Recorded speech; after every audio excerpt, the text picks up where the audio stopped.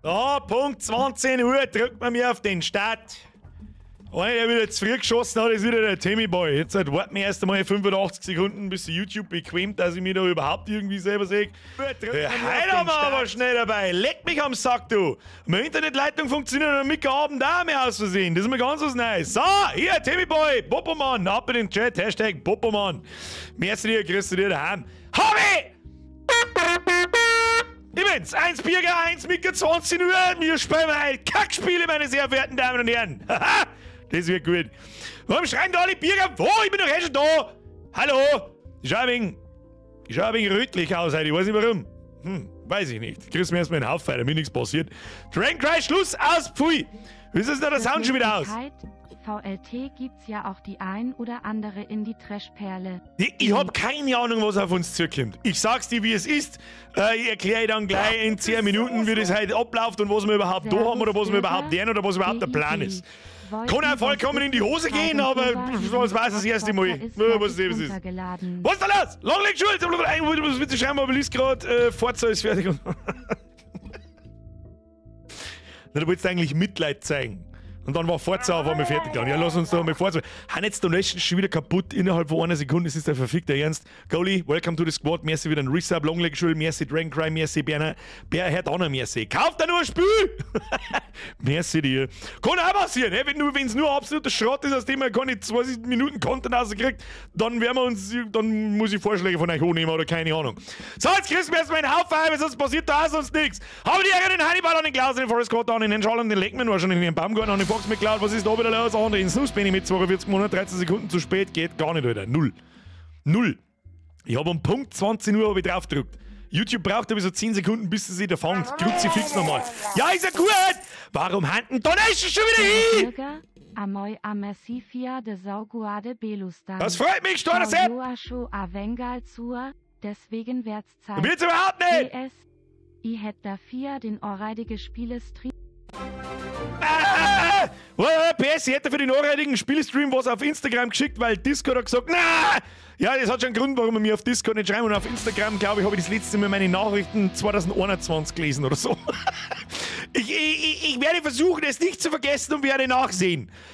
Merci dir. Kuss auf die Nuss. Herr Gensel, merci für den Resub. Was? Merci für den Resub. Domit, just merci, oder da brauche ich nicht einmal eine Nachricht lesen.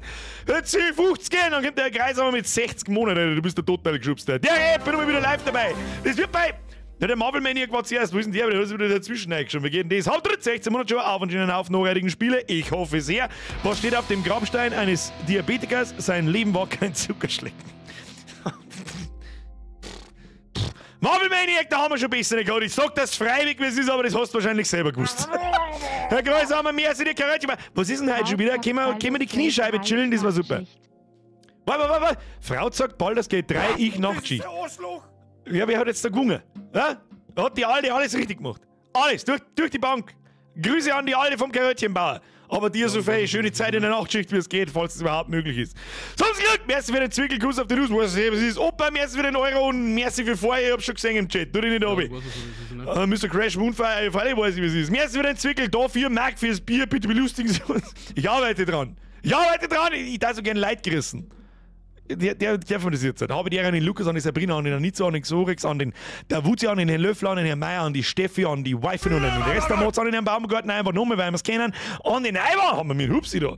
An den Hupsi, an den Sonntag, Ruhetag, an den Irrsinn Rainer, an den Aden, an den Errol, an den Iron Obi, an den Herrn Lang, an den Robert, den Niere, an den. Da muss ich ein bisschen abgescrollen, sonst sehe ich nichts mehr. An den Marvel Sepp, an den Kaiser, an den Lucky, an den Heumann und an den Basti und an den Kiesbauer und an den ganzen Saufer da draußen, was ich. Franz! Deins habe ich auch gesehen. Merci zweifach. Kuss auf die Nuss. So, Schluss jetzt mit. Auf das fangen wir noch an. Dass wir Nachmittag irgendwo im Chat umeinander tun, ihr verblödeten Affentypen. Was soll ich denn mit euch los, Alter? Der Cäsar schreit: Halt Rütt! Wer labert denn im Hintergrund? Lass mich hören. Wer läuft der Hintergrundmusik? Hört ihr die?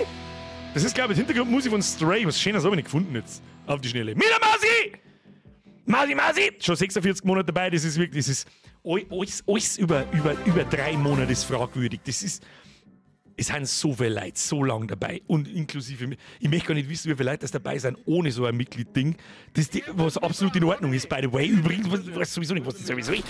Es ist so gestört, wie lange das diese Scheiße eigentlich schon geht. Wedere Bürger aus Reising, ruf mich an, Handzeichen mies für all die Jahre. Ruf mich an, Handzeichen. Haben sie jetzt aus dem Surfergruß als Ruf mich an, Handzeichen genannt. An die nicht ganz dichte Leute, ich weiß nicht. Mila Mausi, Kuss auf, ich komm nicht mehr mit, was ist denn schon wieder? Mila Mausi, Kuss auf die Nuss, der Stellung, am ersten wieder ein Resub, Gorsberger, mich im ersten wieder ein 10er, Kuss auf die Nuss, Franz, im ersten wieder ein 5er. Aber jetzt sind wir mal gespannt, was für Games das kämen. Ich weiß überhaupt nicht, was heute kommt, sag ich da, freiwillig, was ist. Was da angespannter Bizeps, Alter, Opa, mir jetzt wieder ein Zwickel. So, wer kommt jetzt da noch? Es sind neue Grütze, fix, die Liste ist schon wieder so unendlich lang. Leute, chillt bitte. Oh mein Gott, wie der Chat schon wieder ausschaut.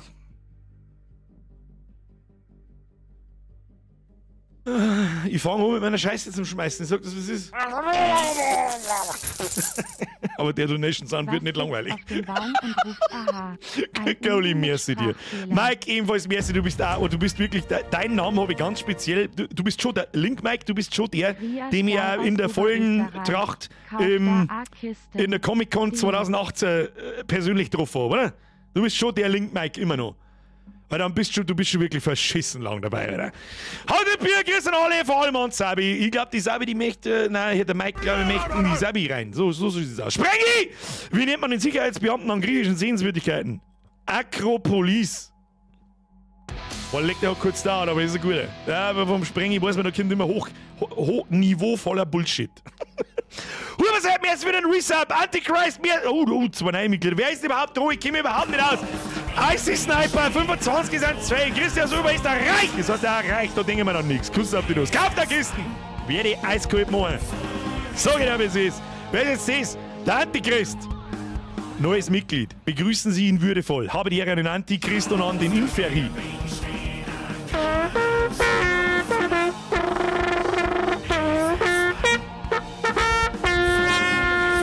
So, die Tröte hat euch beiden gegolten. Welcome to the Squad. Merci euch. Kuss auf die Nuss! Die Liste ist unendlich lang, oder? Dragonfly merci für deinen 3 Monate. Also noch nicht fragwürdig. Doch, ab 3 Monaten fragwürdig. Ab 4 Minuten. Da wird wieder nicht angezeigt. Oder Adamski. 10 Taler für den edlen Herren. Mögen Sie Spaß und Schabernack bringen. 10 Taler für den edlen Herrn. Es ist schon wieder so utopisch. Warum eskaliert es denn eigentlich immer an Mittwochen? Warum eskaliert es immer an Mittwochen? Und immer so gegen Ende des Monats. Haut dann auch jeder einfach das Geld, was noch übrig ist vom Monat aus und wundert sich dann, warum er keins mehr hat? Oder wie läuft das? Ich hab keine Ahnung. Adamski, merci dir. Timmy Boy! Wo ist der nervige Nachbar hin? Der ist im Garten. Ich sehe ihn gar nicht. Da musst du ein bisschen graben. Herr Köth! Herr Köth, das triggert mich am allermeisten. Erstens, zu viel. Zweitens, Donation Weg, monatlicher Support, Herr Köth, das ist zu viel und Sie wissen es. Kauft mehr Merch, einfach weil ich den Kanal so mag, mit der bayerischen Mundart. Kriegst du du bist jetzt Wachtröte, so sieht's aus. Ja, Herr Köth, ich weiß nicht, was ich sagen soll, Kuss auf die Nuss, das ist sauber zu übertrieben. Please, stop it! Kuss auf die Nuss, Herr Baltroman. Kuss auf die Nuss, merci für den Zwickel, servus, kommen dann nächste Woche reidige AAA-Games, oder bist du die geil? Ach, leck, Alter. Habe DRRRTBIRGERUISGUAD bei dir. Danke dir für jetzt nimmer. Und bleib WIAST bist #Grusefix #Niederbayern. Also Niederbayern tut's noch viel mehr weh, weil wir haben alle arm. Herr Cybergamer, du bist auch schon Ewigkeiten dabei, darum sage ich da jetzt nicht recht viel dazu, außer von ganzem Herzen ein riesengroßes Dankeschön, das ist sauberz krass. Du bist wirklich auch Ewigkeiten dabei. Du hast Gott sei Dank auch deinen verdammten Namen nie geändert, habe ich das Gefühl. Ich weiß nicht, wo das jetzt auf einmal herkommt und ich weiß nicht, was das auf einmal soll. Es ist sauberz krass. Sauberz krass. Haben wir jetzt wieder an dem Punkt angekommen, wo unter 50 Euro nichts mehr geht oder was ist? Ich weiß nicht, ich weiß nicht. Der subtile Hinweis auf den Geburtstag, das ist wichtig. Was? Und ab erst wird Geschäftsführer bei uns im Lebensbereich. Jetzt noch Bürger, das passt. Das heißt, du hast eine saftige Gehaltserhöhung gekriegt. Gut, dann nehme ich die Donation an. Cybergamer, Kuss auf die Nuss, Private Trade. Oh, leck, das war wie gut. Ich bin immer besser, ja? Man wächst mit seinen Aufgaben. So, und an den Herrn Köth auch nochmal und an den ganzen Rest auch nochmal. Und wer war das jetzt gerade wieder mit dem Herr Löffler auch nochmal neu? Können wir uns jetzt wieder beruhigen? So, jetzt kriegt der Herr Löffler noch eine Geburtstagströte. Achtung! Herr Löffler, ab in den Chat, alles Gute zum Geburtstag.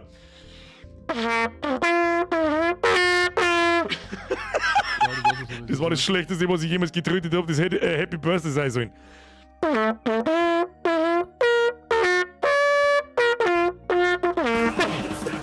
Das hat überhaupt nichts mit alles Gute zum Geburtstag zu tun. Das ist mir scheißegal! Alles Gute. An den Rest.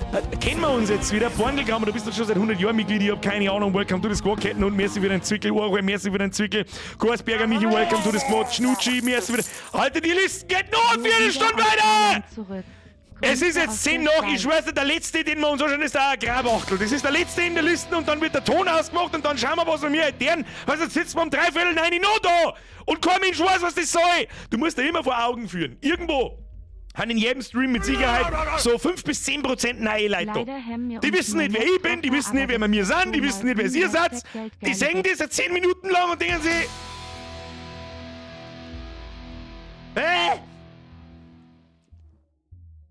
Was mache ich? Jetzt fordern wir das Battle aus dem Weg. Was ist bestimmt mit dir? 10 Minuten. Da ist 10 Minuten. Schäkel, Motherfucker. Ja, du weißt es, aber es ist nicht. Das hat dummerweise sehr gut passt. Errol, merci dir. Wo haben wir einen Nickel nicht? Merci für den Zwickel. Feuerwehr voll für du bist auch schon 1000 Jahre lang dabei. Danke für den Resub. Link Mike. Leider haben wir uns noch nicht getroffen, aber das wird schon mal werden. Hashtag, dann bist du nicht der Link Mike, den ich da. Ich war eigentlich immer fest davon überzeugt, du warst der Trachtenmann auf der Comic-Con damals. Das meine ich vielleicht schon lang. Ja, gut, dass wir drüber gekriegt haben. Mike, merci dir. Agrarwachtel! Du bist jetzt der Letzte, also du bist nicht der Letzte. Der Letzte schwimmt mit den Schwimmflügeln nach, das ist der Letzte. Welcome to the Squad. Backo, mehr als für den Reset, Mustermann, mehr als für den Zwickel. So, haben wir es jetzt fix nochmal. So, Freunde der Sonne, Sounds aus. Vielen lieben Dank. Ich weiß nicht, was das heute wieder soll. Ich sag das freiwillig, wie es ist. Ich sitze da und denke mir so, ich kapier's nicht. Es ist immer wieder das Gleiche. Es wird einigermaßen ruhiger und so Dings und so weiter und auf einmal kommt wieder so ein Tag, wo es dann heißt so, da! Und ich so, hä? Flo, mir ist wieder ein Resub. So, Freunde der Sonne, was haben wir heute?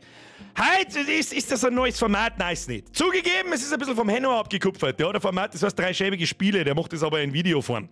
Und da wir in nächster Zeit nicht so viele neue Spiele nicht da haben und nichts Besonderes da haben und ich ein bisschen Abwechslung haben will in der Woche und nicht die ganze Woche Uncharted spielen will, da hätte ich jetzt zwar generell nichts dagegen, aber der Plan war anders, weil einige gefragt haben so, Uncharted wo? Uncharted wo? Und ich so, ja, nächsten Montag habe ich gesagt, haben wir es mir jetzt da, Foxy, Kevin, Stefan, Kuss auf die Nuss, Schluss jetzt mit deinem Scheiß.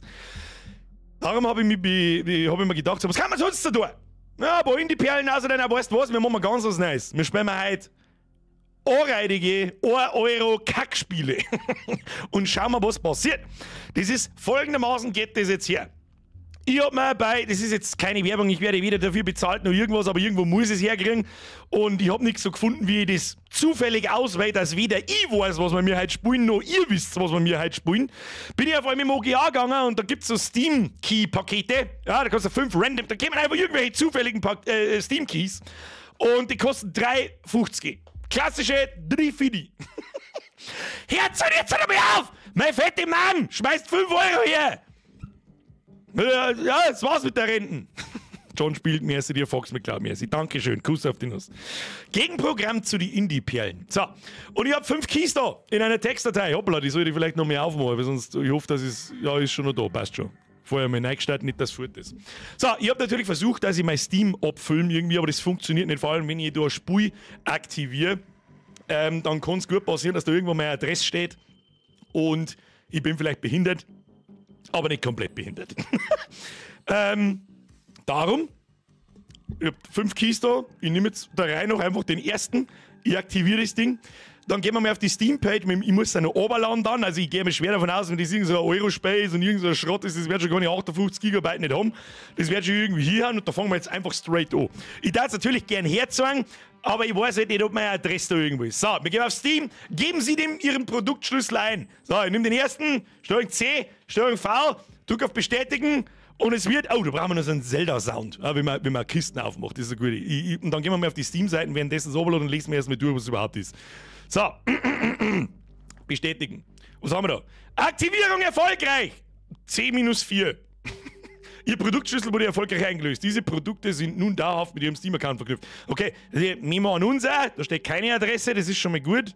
Jetzt habe ich auf OK gedrückt und wo ist jetzt das Spey? Was haben wir für ein Spey? Warte mal. C4. Oh, den kostet normal 10 Euro. Oder mal, kann ich das so auf die Schnelle machen? Jetzt beiß mir Obacht. Vielleicht können wir Steam da noch schnell reinscheißen. Schauen wir mal. Ist da irgendwas, was kann, was angeht? Da steht dann irgendwo meine Adresse so umeinander, oder? Ansonsten, ja gut. Freundesanfragen nehme ich sowieso. Also, Freundesanfragen, seid mir nicht besser, aber ich nehme keine Freundesanfragen, aber sonst kriege ich einen Schlaganfall. Bildschirmaufnahme, nein, ja genau, Fensteraufnahme. Fensteraufnahme, Steam! Ah, okay, das ist schon mal gut, aber wieso ist das, wo ist das jetzt? Da ist das jetzt. Das haben wir da, So, das ist unser erstes Spiel. Ich lese mal vor. Schleinkauber! Merci dir! Bertelbauer! Merci dir! Kuss auf die Nuss! So, Schluss jetzt! Ich muss jetzt was vorlesen! Aus, pfui!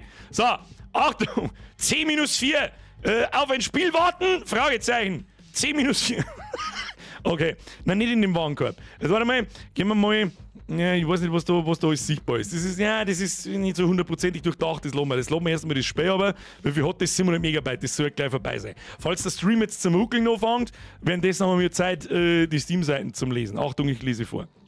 Oh, großes Update am 6. November 2021. Okay, so, jetzt schauen wir mal, was da los ist. Oh, ist schon fertig, das ist aber schnell gegangen. Dann brauche ich gar nicht vorlesen. Aber was ist denn das Cybergamer? Birgit, mach ich! Hör jetzt auf! Frisch aus dem Kieswerk, ja sicher. Wie gesagt, ich weiß auch nicht, was für Kies das sind. Es wird schon irgendeine Schrottscheiße sein. Keine Ahnung, da, Achtung, ich lese mal einen Beschreibungstext vor. Auf ein Spiel warten, Fragezeichen, C-4. Verbessern Sie Ihre Spielfähigkeiten, während Sie warten. Minispiele, die von professionellen Spielern verwendet werden, um die Reaktion des Gehirns zu verbessern. Mit dem C-4 wird Ihre Freizeit nie mehr dieselbe sein. Es läuft über allem.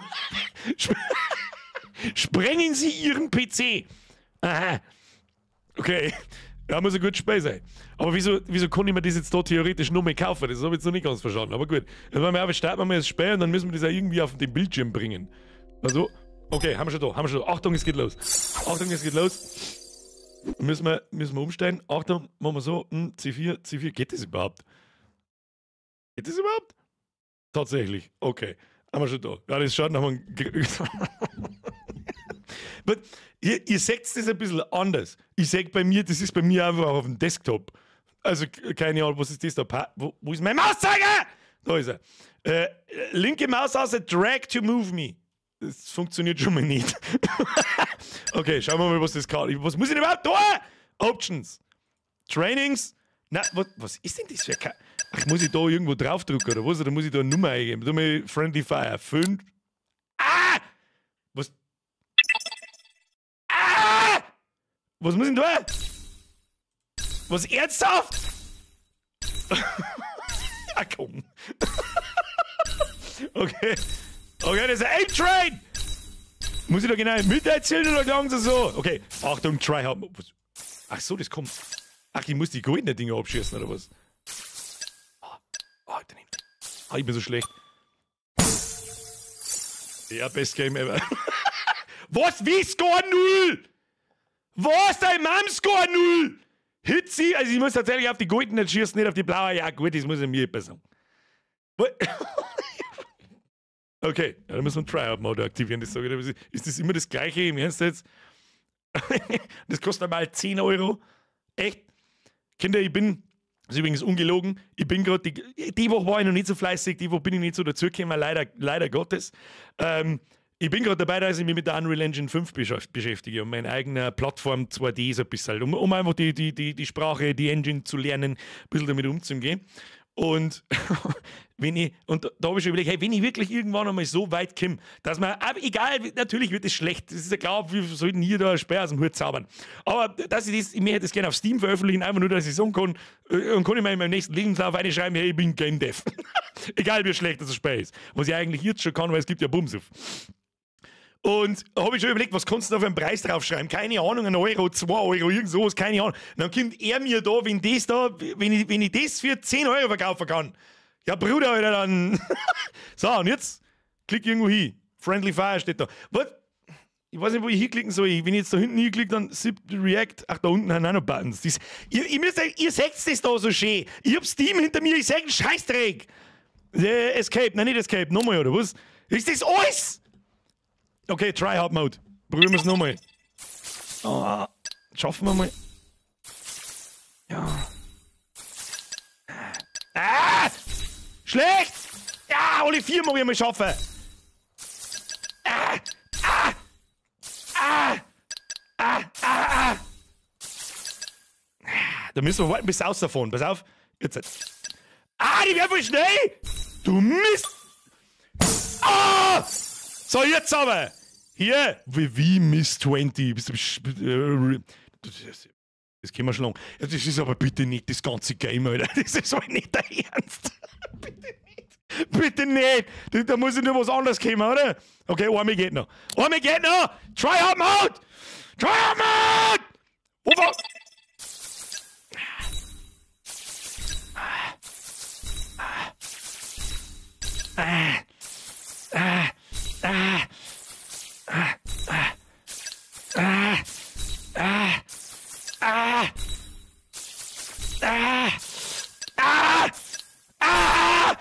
Trial Mode! Nein, nicht daneben! Komm, gib mir 0,7! Oh, leck 0,53 und ein absolutes feinstes Pro. Das bitte nicht alles. Bitte hat das noch einen anderen Spielmodus, weil sonst scheiße in die Hosen. Ja, gut, Alter! Still a better minigame than fucking Skull and Bones, was soll ich sagen? Du mir Escape, so, jetzt haben wir wieder. Was hat denn das eigentlich für komische Russen-Battle da?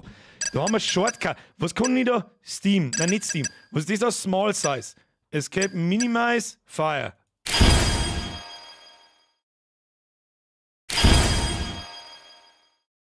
Are you fucking serious?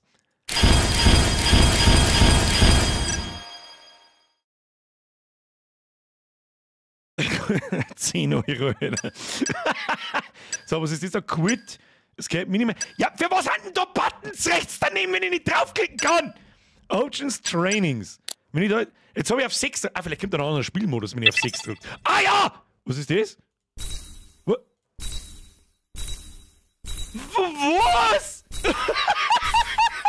Ja, komm mal. Komm mal. Oh, ja, oh.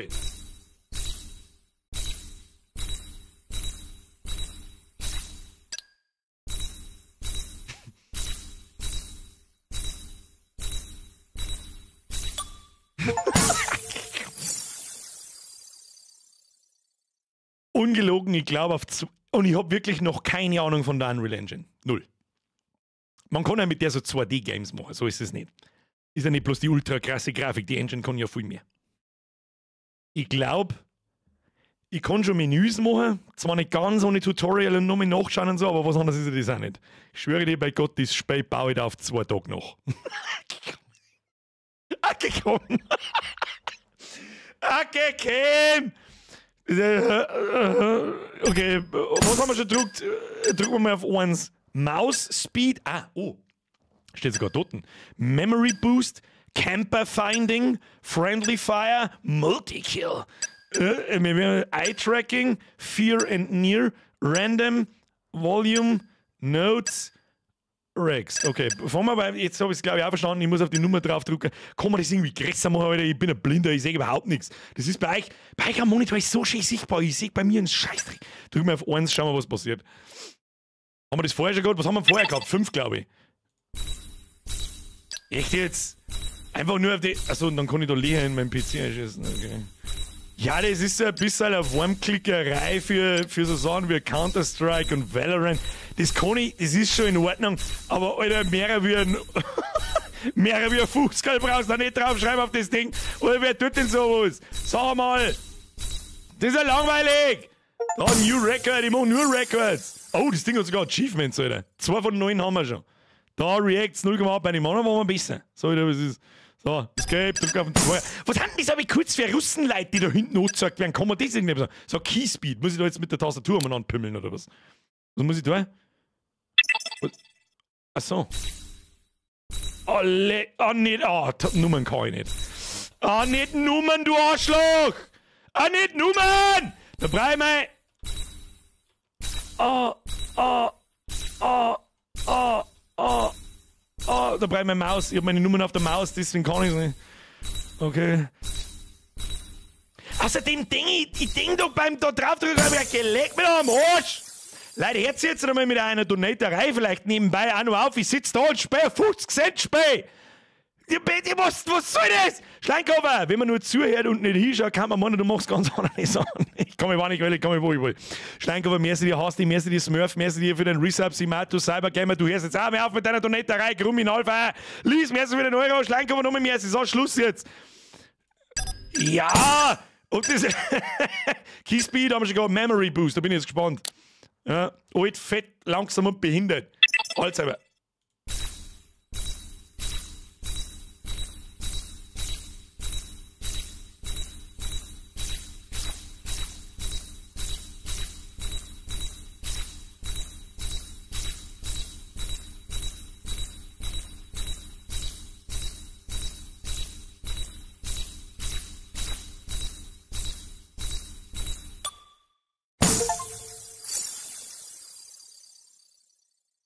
Wenn das nicht feinstes Pro-Gaming war, dann weiß ich es auch nicht. Ja?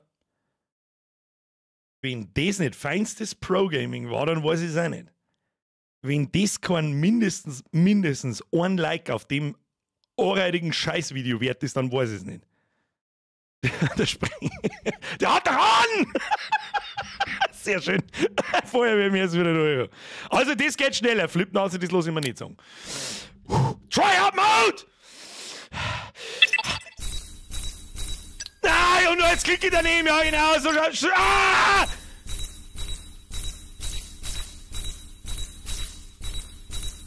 Ich hab's nicht gesehen, das scheiß Feierding geht langsamer weg, wie die Neue wieder kommt.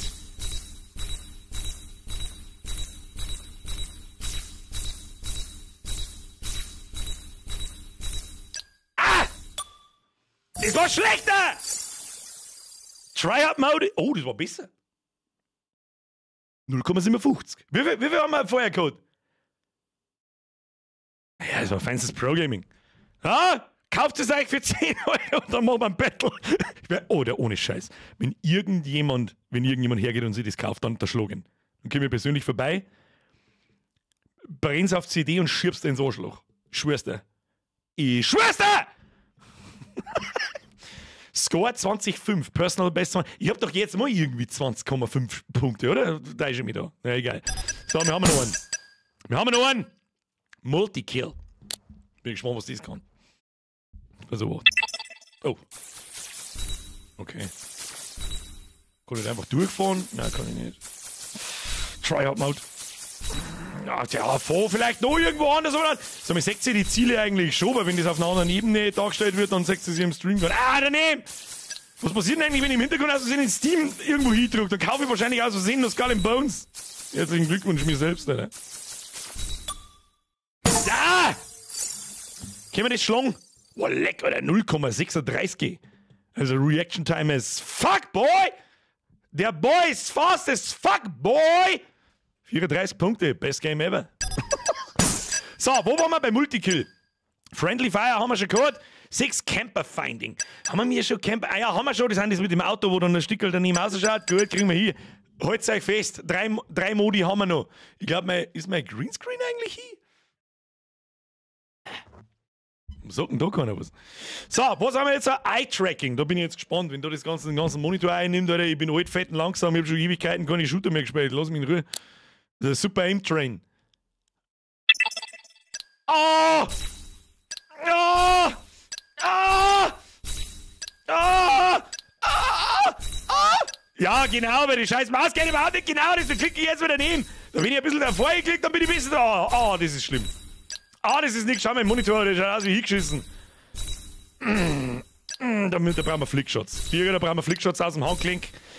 Ah, das war nix. Weißt du, was mir mal am meisten verwirrt?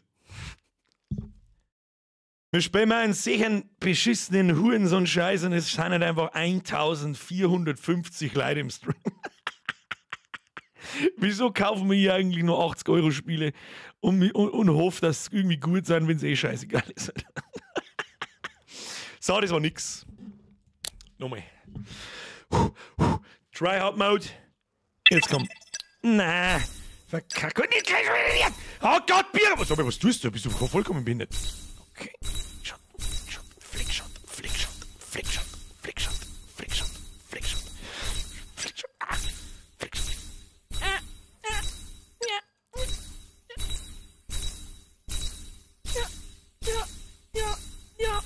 Ja, nein. Oh! Junge, Schwitzer! Hab ich eingeschwitzt! Sag ich dir, es ist besser wird's nicht. Nächstes Spiel. Besser wird's nicht, es wird anstrengend. So, was haben wir da? 4 nie. Ich bin einfach nur gespannt auf die Spiele. Ja, ich bin gespannt, was wir noch so kriegen, Alter. 8! 4 nie. Was auch immer das gerade ist, glaube ich, fliegt auf mich zu. Was ist denn das für ein Gas? Klicken gibt er mir Punktabzug! Oh, leck mir am Arsch, da bist du total voll. Oh. Ah, klick, kostet nichts Gutes. Ja, der mal weg. Ja. Ah, nochmal zwei Achievements gekriegt. Jetzt haben wir schon Simi von 9. Es ist nur noch die Frage, wie wir uns also ich mag alle Achievements. Das sag ich dir, das wird jetzt ein absolutes Achievement. Und dann haben wir nur noch random. Scheiße, was gibt's da noch für mich? Warte mal, was müssen wir schaffen? Mushroom, Total Score 160 plus 8% der Spieler haben diese Errungenschaft erreicht. Ja, aber wie? Freigeschaltet sind wir Total Score 140. Wir brauchen einen Total Score von über 200? Wie, jetzt weiß ich mir auch, wie läuft das? Options gibt's irgendwie, warte mal, Racks und Achievements. Augenkrebs massiv! Keyspeed, da kann man noch besser werden. Und Eye-Tracking kann man. Ja, ich weiß ja nicht, wie. Was soll ich machen? Achievements? Mushroom. Achso, dass ich. Wir müssen irgendwo. Ja, ich verstehe schon. All-Over-Points müssen mehr werden. Wo können wir ansetzen? Ich glaube am Keyspeed. Das probieren wir nochmal. Move me, next. Keyspeed. Das probieren wir nochmal. Das muss ich mit der Mausentaste. Das probieren wir nochmal. Immer gar nicht Achievements! Okay, so wird das nichts.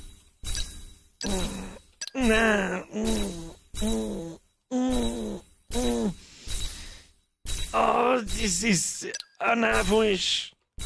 Oh, ja, das ist zäh, Alter, weil ich nicht nachdenke, wo was ist. Oh,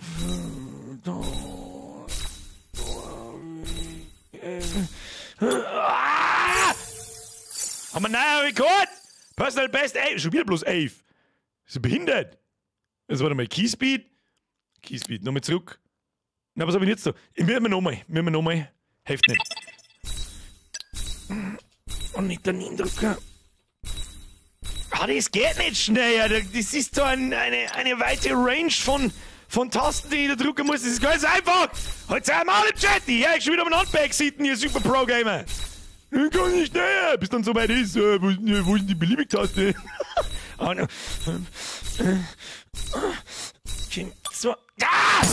komm nicht über 11 aus, oder? 11,5! Ja. So, nein, nicht nochmal, das wollte ich nicht. Gewinn. Haben wir 11,5, haben wir einen halben Punkt. Wir werden es nicht mehr schaffen, ich sag das, was es ist. 160, 200, bist du total besoffen. Schafft kein Mensch nicht. Hast du ein Numpad? Ja, stimmt, mit den Nummern vor allem, das stimmt, das kann hinhauen, gell? Aber ich bin's halt einfach in meiner Muscle Memory gewohnt. Ich hab 6 Tasten an der Seite von meiner Maus, ich hab so eine MMO-Maus. Und weißt du, was da das Schwierige ist? Habe ich noch nie so drüber nachgedacht. Du benutzt ja WASD, Shift, Control, Leer, Tab und so weiter. Benutzt ja du vollkommen, wie soll ich sagen, du denkst ja nicht nach, ich muss nach vorne laufen, drück W. Da hat sich mein Hirn nicht eingebrannt, dass nach vorn weh ist. Deswegen brauche ich Sekunden. Sag ich, was ist. Oh, Random geht noch ab. Ja, tatsächlich. Da kommt dann wahrscheinlich alles auf einmal. Sehr gut, da können wir noch Punkte holen. Sehr gut, das habe ich nicht gecheckt. Wandler, sehr gut aufpasst. So, letzte Runde. Und das war Off-Volume. Wo ist Random? Da ist Random. Okay, so. Schwitzer-Mode! Oh. Ja, das haben wir schon. Ah! Ja, das ist asozial. Das müssen wir noch mal machen. Da ist sehr viel. Sehr viel Klick dabei.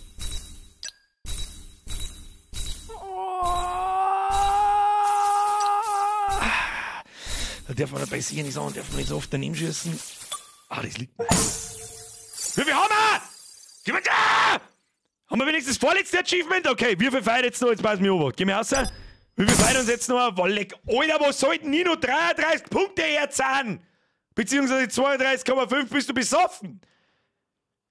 Ja, das letzte Achievement, es gibt noch eine Stufen über dem Pro-Gamer. Die nächste Stufe ist Shroud. Ich bin kein Shroud. Alles klar. Ja. Wie spät haben wir es denn? Gute halbe 9. Alles klar, für 10 Minuten Content war es in Ordnung. Für €1, das ist okay. Lass ich durchgehen. Was ich da sage, geschissen auf den Mist. Kann ich nicht besser. Da muss man üben. Burning Crusade, da hast du absolut recht. Da kann man jetzt rein tryharden wie der letzte Vollidiot. Und eine Stunde lang umeinander üben. Aber ich glaube, dass ich über 180 komme ich nicht. Wenn ich noch mehr eine Stunde investiere. So, ich glaube, mehr als 180 war nicht drin. Vor allem das mit die Key Speed ist das Allerschwierigste. Tue ich mir am härtesten.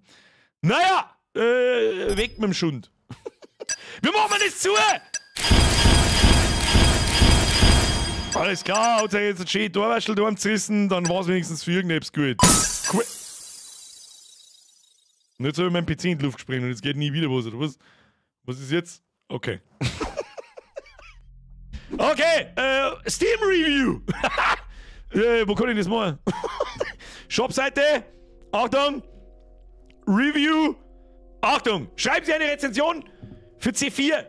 Da kann ich wieder einschalten, oder? Kann ich einschalten? Ja, gut, ihr seht das nicht gescheit wegen dem Chat, da pimmelt man jetzt nicht mehr an. Aber, was darfst ihr sagen?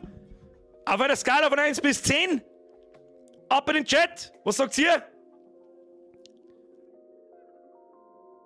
Und los. Review mit müsst ihr's Wissen beenden. Was? Review mit müsst ihr's Wissen beenden. Ich weiß jetzt nicht, auf was du hinaus möchtest, sprengen, die Anspielung verstehe. Was, Sim? Bergermax, hast du Lacksuppe? 3. Ganz ehrlich, ich bin bei auch irgendwo bei 2. Es ist, reduzieren wir es mal auf das, was es ist. Es ist ein Aim-Train. Und es ist ein kleiner Zeitvertreib. Aber und für das ist er eigentlich gar nicht schlecht. Sag ich dir, was ist. Nett gemacht, ist okay. Aber was ganz viele Punkte kostet. Es gibt sicher eine Programme wirklich, wo du für Counter-Strike und so weiter dein Maus-Movement üben kannst. Das ist ganz normal übrigens auch. Und das deren Pros mit Sicherheit, deren die das auch. Zum Warmwerden vor Spiele und so weiter und so fort. Aber was eine Frechheit ist.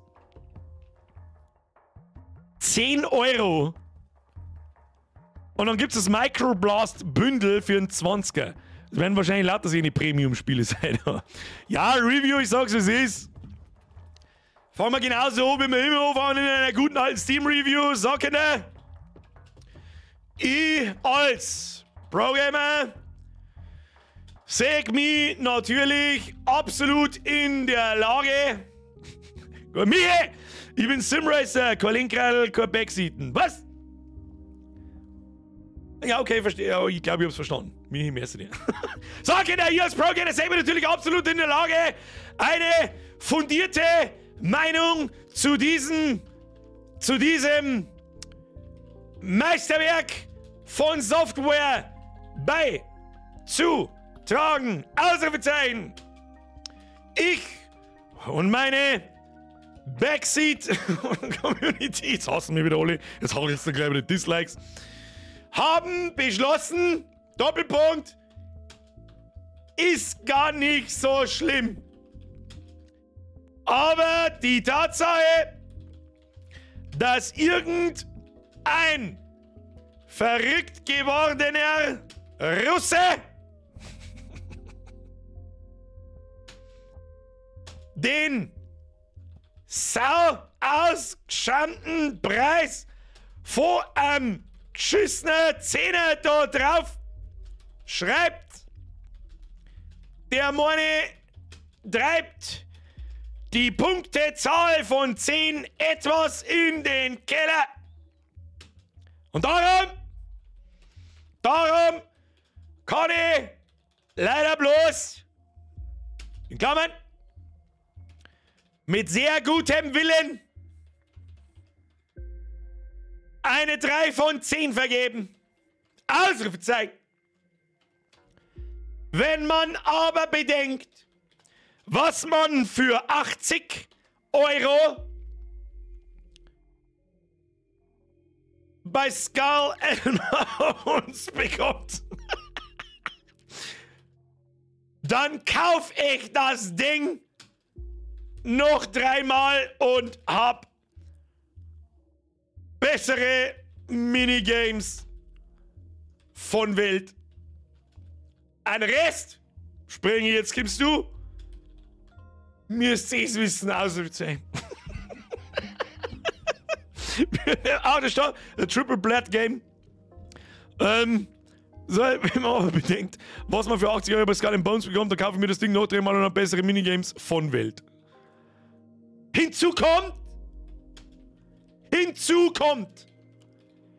wenn man bedenkt, was ein Helikopter kostet, ist das schon okay. Ein Rest müsst ihr wissen. So, öffentlich, sicherlich Deutsch. Markieren Sie dieses Kästchen, wenn Sie das Produkt kostenlos erhalten haben. Nein, nicht! Achtung, Text speichern. Empfehle ich dieses Spiel? Ja, sicher. Das kriegt der Blatt. Rezension veröffentlichen. Ja, wenn du überlegst, was ein Hubschrauber kostet, dann ist es schon okay. Sie haben am 21. Februar eine Rezension zu diesem Spiel verfasst. Sehr schön. Jetzt spielen. Was, wir haben 0,3 Stunden, wie viele Minuten haben das? 20. Ja, für 20 Minuten war es okay. Sehr schön. So, Kinder! Ich hab da noch 4 Keys. Schauen wir mal. Aber da muss ich jetzt dahinter schreiben, was das war. Das war C4. Den haben wir schon eingelöst. So, jetzt pass auf, nehmen wir den zweiten Key. Ich mach Steam kurz aus. Das seht ihr sowieso nicht, wenn ich jetzt da auf Produkt bei Steam aktivieren klicken würde, dann wird der Monitor einfach schwarz, weil das zusätzliche Fenster nicht aufnimmt. Das ist ein bisschen behindert. Mit dem einfach weiter. Einige kopiert. Dann bedanken wir uns da 25 Mal bei den ganzen Donations. Ich weiß nicht, was da los ist, Cybergamer. Merci dir. Der Kritiker-Chef Birger. Ja, sicher! Meine Hauptaufgabe ist es, fachlich fundierte Rezensionen zu schreiben. Will man schon einen Scheißdreck kaufen. Merci dir, Agrarwachtel, merci Foxy. Ein Foxy-Trivia muss ich vorlesen. Das ist das ungeschriebene Gesetz. Trivia. Ein Flickshot. Oh, stimmt. 5 Sekunden hätte ich erklären müssen, was ein Flickshot ist. Aber das macht der Foxy für uns. Danke dir. Trivia. Ein Flickshot ist eine Schusstechnik, vor allem in First-Person-Shootern, bei denen durch eine kurze, schnelle Bewegung auf einen Gegner in der peripheren Sicht gezielt wird, ohne zu tracken. In kurz erklärt, der Flickshot ist, nicht wenn du mit der, wie ist jetzt da in Hochdeutsch, ich verstehe kein Hochdeutsch. Ja, was soll ich machen? Hallo, an alle hochdeutschen Zuschauer, drückt mir lieber auf den Like-Button, dass ihr mehr bayerischen Content kriegt. Ist gut. Für mich, für euch, für alle Beteiligten. So. Flickshot ist, wenn du in Counter-Strike zum Beispiel erschreckst. So ist, glaube ich, am einfachsten zu erklären. Und dir selber in der Sekunden bewusst wirst, oh mein Gott, wenn ich jetzt nicht einfach irgendwo in seine Richtung schieß, dann bin ich hin. Und dann fangst du nicht mehr an zum Tracken, wo du hinzielst, sondern du ziehst und schießt. Das ist ein Flickshot. Da! Geben Sie Ihren Produktschlüssel ein. Beispiel Produktschlüssel A. Bindestrich B. Bindestrich C. Nein, nix da. Bestätigen. Was haben wir?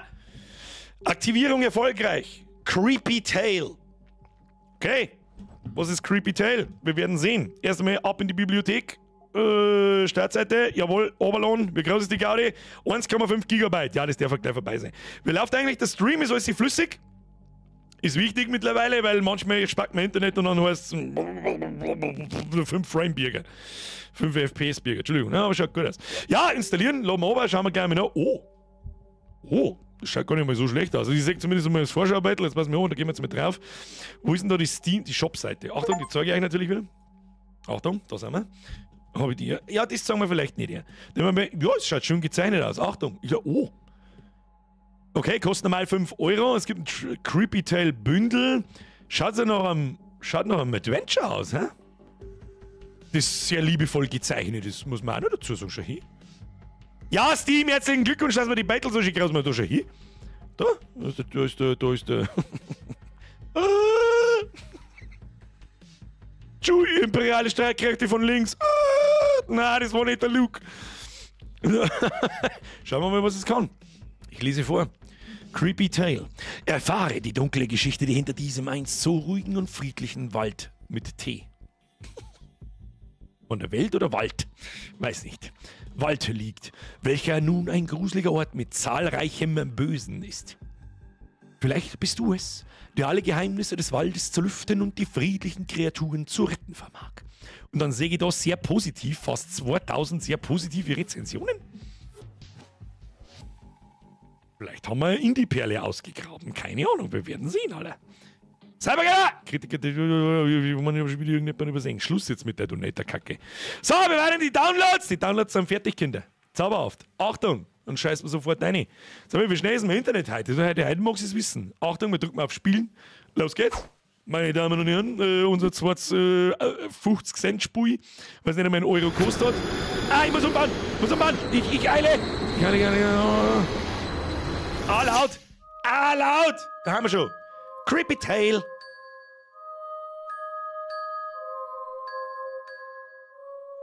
Freddy kommt vorbei, na, fast. Oh, der Chef! Bis jetzt mal vielleicht noch einen neuen Borderlands-Trailer. Zu Borderlands, glaube ich, kann ich keine ernsthaft fachliche Meinung abgeben, weil ich ja Borderlands noch nie so 100%ig gespielt habe. Deswegen ist es schwierig. Ich habe gar nicht gewusst, ob überhaupt ein neuer Trailer da ist. Aber was? Ja, eigentlich zu Elden Ring darf ich mir eigentlich auch keinen Kommentar erlauben, weil ich das letzte Mal vor fast 2 Jahren gespielt habe und nicht durchgespielt habe, was ich nachholen werde. Der DLC-Trailer ist da, von Elden Ring. So, Schluss jetzt! Der Soundtrack ist auf alle Fälle schon mal gut, aber was man mit da kann, ist, wo ist mein Maus zeigen, Alter? Kann ich... Warte mal. Das fängt schon wieder gut, ich kann nichts drücken. Warte mal. Ist die... Warte mal, tu mir den Controller her. Kann man mit dem Gamepad vielleicht ein bisschen... Gib Gamepad. Ah ja, das ist alles vorbereitet. Gamepad, easy. Da haben wir Settings. Was haben wir da? Music. Machen wir gleich mal. Was passiert denn da? Brützkiniers, Englisch, Französ, Italiano. Ja, das ist natürlich sehr schlau, wenn man deutsche Sprache. Vorsagen, was Vorsagen heißt. Vollbild, selbstverständlich. Nein! Alter, du willst leicht nach links, mit dem 3D-Stick, dann ist es gleich wieder vorbei. Musik, mal ein bisschen leiser. Okay, Steuerung, setzen 6. Zurück. Spielen! Die Schriftart und so weiter erinnert mich ein bisschen an Nightmare Before Christmas. Kennt das jemand? Also ich hoffe, dass jemand kennt. Wenn das jemand nicht kennt, bist raus. Stell dir mal vor, da spielt eine Blasmusik. Warum denn? Ich bin eine Blasmusik. Na, muss klar. So, fangen wir an, spielen wir. Let! Kapitel 1. Schöner Schmetterling. Ich bin ein wunderschöner Schmetterling. Es ist liebevoll gezeichnet, da kann man nichts sagen. Vorhin sogar einzelne Bladel, aber es ist ein bisschen, ja, ein bisschen Schweinhalshöhe. Was weißt du das? Bin das ich? Da sag ich. Was muss ich jetzt tun? Das kann ihr einen Unreal nachbauen. Soweit bin ich mit meinem Spiel auch schon. Könnt ihr nachher eigentlich mal kurz sagen. Aber ein Double Jump, wo ist der Dash? So, was kann ich tun? Aufklappen? Okay. Ja, Schwammerlsucher-Simulator. Stark. Schön ist aber die Bladel da in Taking. Ein paar Schwammerlsucher. Warum nicht? Und jetzt kommt der wunderschöne Schmetterling und das war's. The End.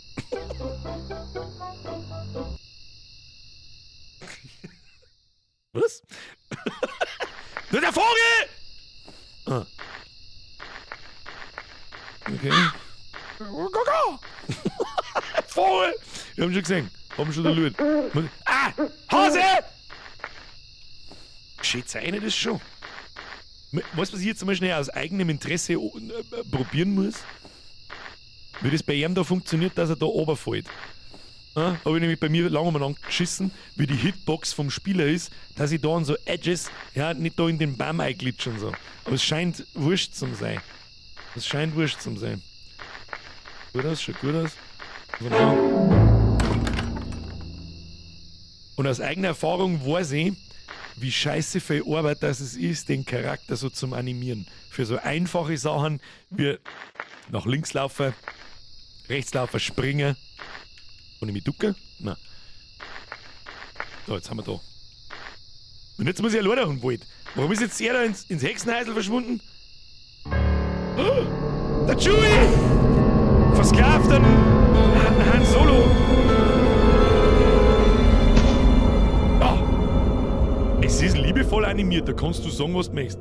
Der Tod hinter dem Baum, wo? Ich habe einen Tod hinter dem Baum nicht gesehen. Was ist mit meinen Schwämmerl? Die glaube ich wieder zusammen. Soll ich da frei? Nimm mir da das Kerl wieder, Trottel! Geh wieder hinten weiter? Nö. Warum nicht? Ich weiß nicht, warum du hast jetzt so in den Hosentaschen gesteckt oder was. Sollen wir noch mehr reinschauen? Okay. Oder laut. Ja, was? Kann man. Ja, es gibt keine Optionen. Hey, hallo, das ist ein Spui unter 1 Euro. Es gibt keine Optionen. Müsst ein bisschen leiser dran bei euch, es hilft nicht. Ich kann es auch nicht ändern. So, kann ich da jetzt was tun? Was ist da los? Ich muss jetzt. Klopf. Schöne Sounddesign, kannst du. Ah! Wer? Das ist ein Topf. War das ein Topf? Prinz! Mir ist wieder zu viel Fuß gehen. Schwammerl, Brocker und Wolperdinger fahren. Ja, das kommt sich ja noch hin. Okay, da sterben wir, wenn wir das lernen. Ja, ich hab schon verstanden. Und wenn ich ihm einen Schwammerl gebe, kann ich sonst irgendwas tun? Keine Ahnung, warte mal. Steigen wir anpimmeln.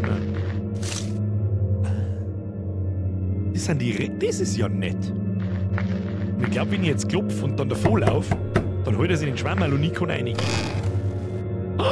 Ui, Schwammerl. Ja, schau, das lang gewinnt. Tschüss. So, wie gehen wir da hin? Kommt der wieder? Da ist ein Schlüssel. Ja, ich hab ihn schon gesehen. Komm mal, warte mal. Ah! Alter, muss das schnell auch noch gehen. Nimm den Schwammerl. Nein, ich weiß nicht, was ich da ist. Versteck mich in der Kiste. Ja! Lol, man kann es wirklich. Na, du musst dazu mal! Ja!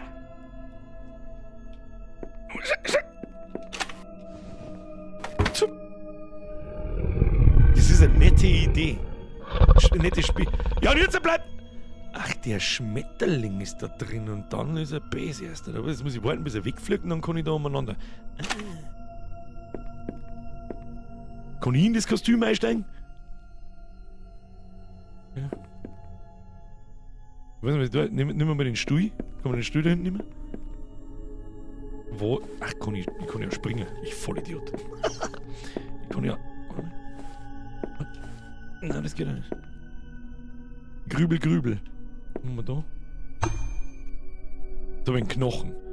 Du mit dem Knochen, du mit auffuchteln oder so? Nein, auch nicht. Kann ich mit dem Knochen vielleicht aufsperren? Oder? Sperr ab! Ah. Okay, cool.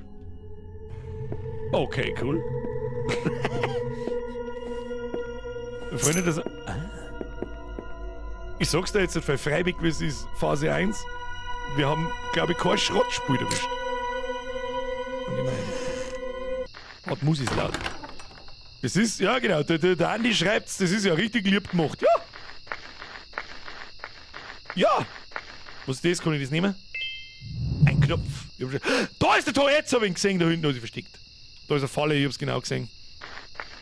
Da spring ich lieber drüber. Und da komme ich nicht auf, oder? Warte mal.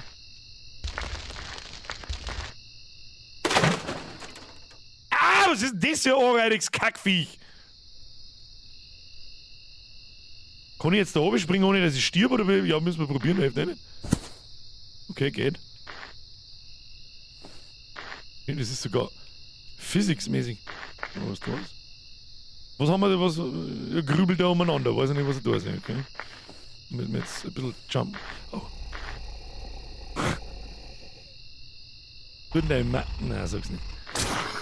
Ah! Aber was soll ich machen? Ja, Springer! Ja, da kannst du. Ich weiß nicht, was. Ach du Scheiße. Oh well, I'm fucked. Nein, nicht erwischen! Jetzt hat er mein Gesicht gegessen! Okay. Was warte mal?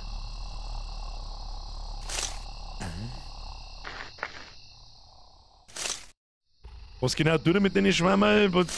Haben wir nicht aufgepasst, gell? Ich springe mal drüber. Ja, easy, oder? Ah, das wollte ich nicht. Ah, das wollte ich auch nicht.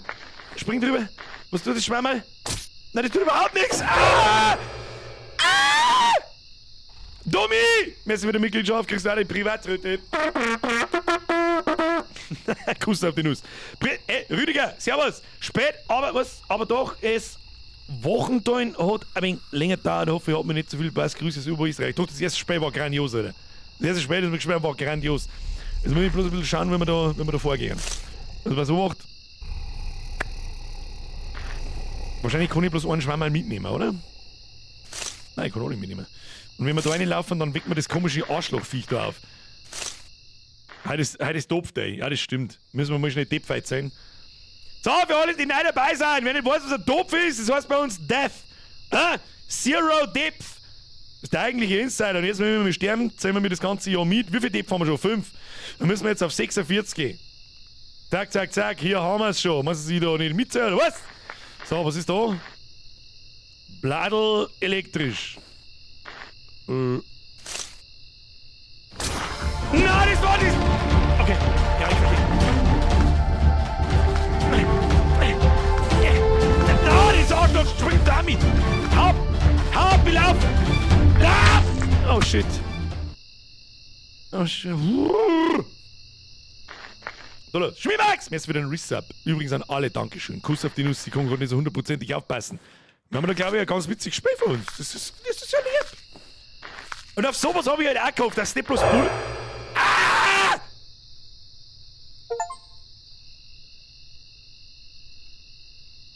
Ja, was soll jetzt da?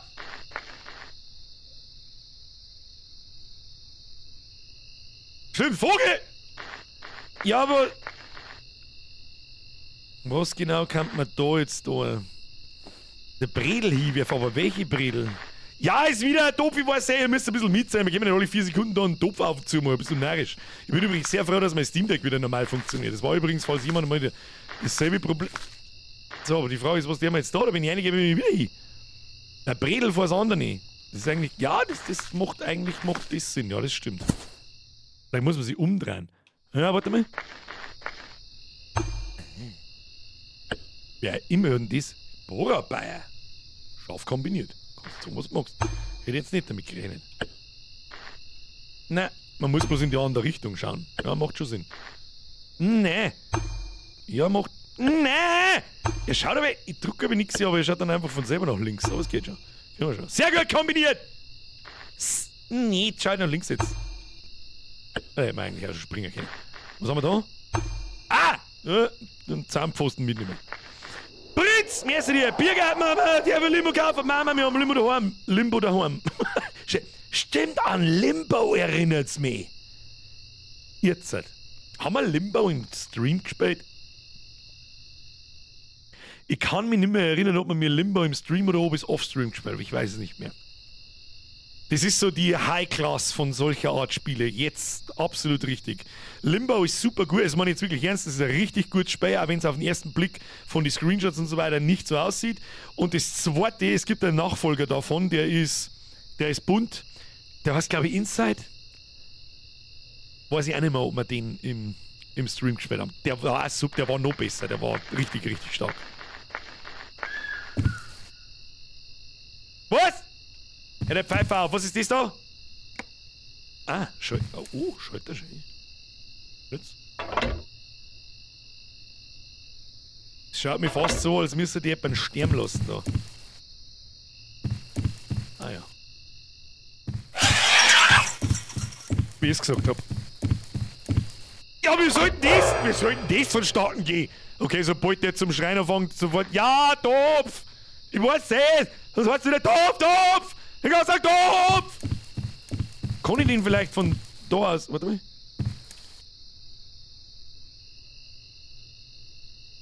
Ab wann? Nein, ich Vollidiot! Der bleibt aber kurz stehen, wenn ich da. Kann ich den jetzt, warte mal. Kann ich den vielleicht vorher schon irgendwie. Den kann ich auch von da aus nicht triggern, oder? Wenn ich spring und laut bin vielleicht? Limbo habe ich offline gemacht. Gute alte 2D-Games. Alt, fett und langsam. Jawohl, so heißt der alt, fett und langsam! Ich bin mir nicht... Es muss doch da noch irgendeinen Trick geben. Der ist sauber zu schnell.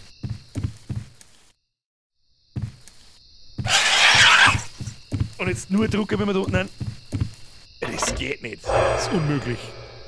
Das ist unmöglich, es muss anders gehen. Können wir da noch... Ja, wir können ja noch Holzbredel mitnehmen. Klar ist, was der mal mit dem Holzbredel.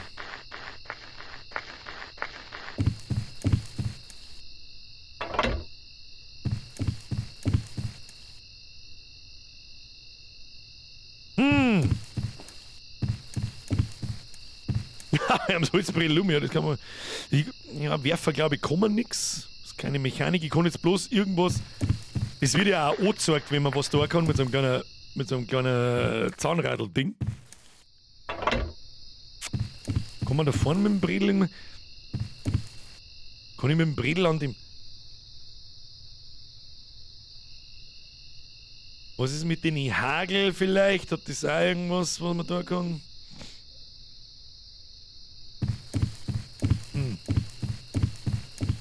Nochmal Bruck hinten anschauen.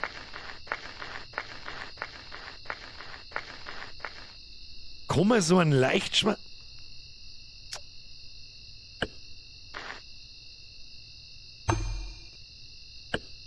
Kann ich nochmal da oben und nochmal Leichtschwammerl mitnehmen? Das war ein bisschen langes Backtracking. Ja, vor allem, weil ich den Scheiß da jetzt nochmal machen muss, aber das probieren wir jetzt aus. Ich weiß nicht, wir brauchen mal so einen Leuchtschwammerl, um das fette Mistviech dort zum triggern, damit wir mehr Weg haben zum Wegkommen. Die Frage ist jetzt... Da ist noch ein Schwammerl, tatsächlich. Das fette Vieh eigentlich noch da? Hallo? Und da mehrere mitnehmen? Kann man mehrere Gegenstände gleichzeitig dabei haben? Weil der Leuchtschwammerl, der ist jetzt links. Als Holzbredel hat es mir rechts im Inventar gezeigt. Ja, ist ja wurscht, probieren wir es aus. Der Schmetterling muss, ist auch noch eine Idee, richtig gute Idee sogar. Habe ich noch nicht aufgepasst, ob der Schmetterling sich bewegt. Das ist halt ein bisschen Sisyphus, aber da fuck jetzt Steuerung ein bisschen.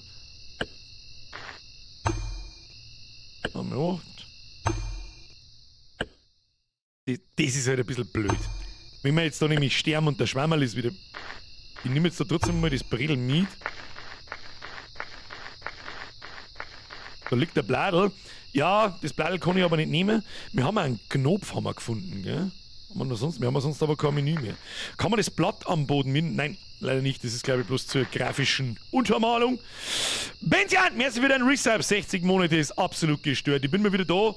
Kein Plan mehr, wie lang schon Mitglied. 60 Monate, mein Freund. Dankeschön. Kuss auf die Nuss. So, und jetzt passen wir auf. Das machen wir mal so. Ja.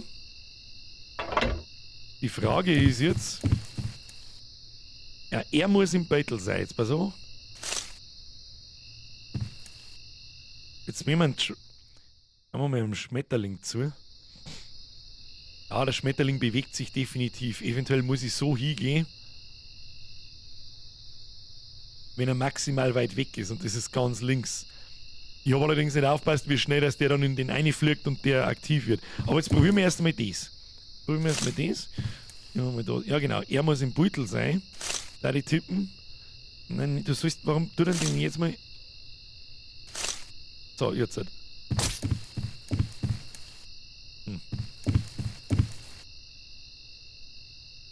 Oh. Bug entdeckt! Das Ding war immer nur, dass der Schwammerl da ist. Ja, das ist es anscheinend nicht. Gut, dann gehen wir 4, wenn der Schmetterling ganz weit weg ist. Nämlich... Ja, der ist sofort drin. Aber jetzt wird man... Er ist sauber schnell.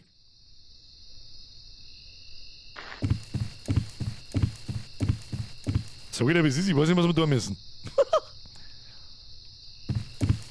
Ist mir schwer.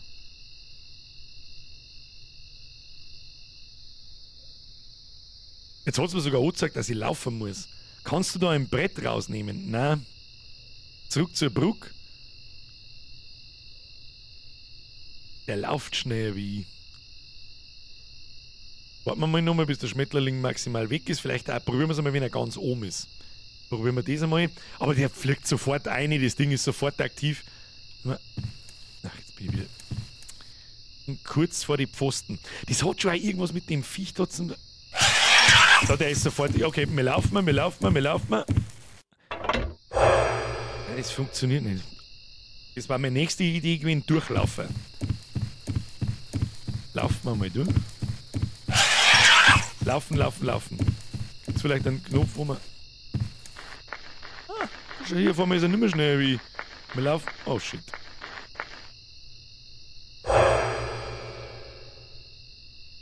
Jetzt haben wir's. Ich hab nicht gemeint, dass man ihm davor laufen kann. Sag ich, wie es ist. Komm ich von da? Ja.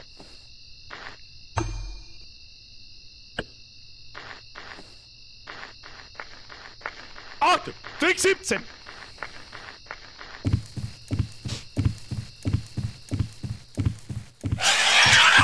Lauf! Forrest, lauf! Da steht der ist die ganze Zeit bis dahin, ist er viel schneller wie ich. Und auf einmal ist er genauso schnell wie ich. Deswegen bin ich jetzt nicht draufgekommen. Jetzt habe ich mit dir damit.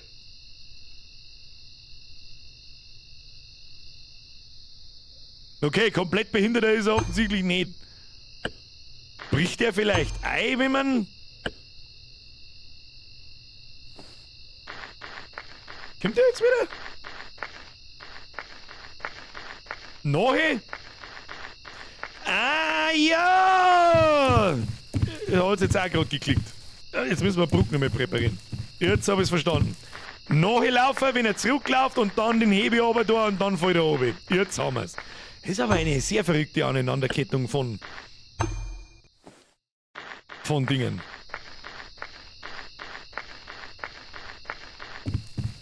Wobei ich mir nicht so sicher war, dass er mich nicht sieht, wenn ich am Nachlauf. Und los! Los! Lauf! Forrest, lauf! Lauf um dein Leben! Du hast ziemlich kurze Haxen, habe ich das schon mal gesagt? So, jetzt fallen. Nicht zu nah. Nicht zu nah. Wie geil, da oben fällt. So, ja. Ja. Und jetzt. Okay, bye! Plump. So, sehr schön. Hey, Schmetterling! Du Arschloch! Lass mich auch in Ruhe! Ja, easy. Spielen wir weiter? Achtung, Umfrage. Achtung, Umfrage in den Chat, Kinder. Sollen wir weiterspielen oder sollen wir anders spielen ausprobieren? Ich hab Bock. Ich sag das, was es ist. Auf genau sowas habe ich geguckt. Weiter? Fragezeichen? Ja, nein. Umfrage starten. Meine sehr verehrten Damen und Herren, Sie haben im YouTube-Chat eine Umfrage, ob wir weiterspielen sollen oder nicht. Ich freue mich über eine zahlreiche Beteiligung. Ich hätte Bock drauf. Das ist ein gutes Spiel. Kannst du sagen, was du willst? Das ist ein gutes Spiel. Für fucking 70 Cent oder so. Was kostet es normal? Shopseite. Was? Und das Spiel kostet 5 Euro. Und das andere nicht 10. Das sind 5 Euro gut investiert. Macht Spaß, ist lieb gezeichnet, ist okay. Hat natürlich ein paar Fehler und so weiter, ist ein absoluter Mini-Entwickler. So, wie schaut die Stimme aus? 400, 500 Stimmen brauchen wir. Los, da geht mehr. Los! Ich stimme jetzt noch nicht selber ab, sonst haben wir über 500. 84% sagen ja, weiterspielen. Ja, dann ist die Sache klar. So, und jetzt, wenn du schon mal beim Klicken warst, lass gleich mal noch ein Like da. Wenn ihr auf Like drückt, ist ein Popo Kackfrisur. So. Maki, merci dir für die super Unterhaltung. Mal weiter so, Chris aus der Oberpfalz. Ich tue eigentlich nicht recht viel. Ich sitze da und spiele gutes Spiel. Haha! Für 5 Euro. Besseres Spiel kriegt wie bei Skull and Bones. Oh, das wird's noch oft fangen, Kinder. An alle, die sich dadurch getriggert fühlen, es tut mir leid, habt Spaß. Jetzt ein bisschen Schifffall von und so. Aber, was das selber ist. Danke für die rege Teilnahme. Kuss auf die Nuss. Maki, merci wieder um 5 Uhr. Spielen wir weiter. Kapitel 2. Hat irgendjemand gelesen, wie das zweite Kapitel heißt? Was mich am allermeisten narrisch macht? 1650 Zuschauer. Das hat ihr vollkommen geschubst. Soll mir das sagen, sowas soll man öfter machen? Sag ich das richtig? Oh, wir müssen noch Depft sein. Wie viel Depft kommen wir noch oben drauf? Wo ist der Wolf weg? Wolf weg! Der Einzige, der weiß, wie viel Depft, dass wir dazu da müssen. So, der 40 bist du! Schauen wir mal, ob wir noch 1700 schaffen. Das ist für schon narrisch. So viele Leute haben wir für schon lange nicht mehr gehabt. Das Spiel ist gleich durch, gibt 3 Kapitel. Der ist super. Ist eine perfekte Spiellänge. Weiß ich nicht mehr, wie viel die Frau, Mann. Wie viele Töpfe? 5. Oh, 2 Leute schreiben 5. Mehr Leute schreiben 5. Circa 34. Ah, glaube ich euch. 5 glaube ich euch. 1, 2, 3, 4, 5 mal drauf tipseln. Das stimmt aber nicht ganz. Wo waren wir bei 48? Machen wir noch 2. Die haben wir im Voraus dazu. So, weiter geht's! Da, was schaut denn da für ein asoziales Viech aus? Was passiert jetzt, wenn ich da ins Licht eingehe? Ich mag's gar nicht wissen. Hallo? Echt, mir winken wir dem.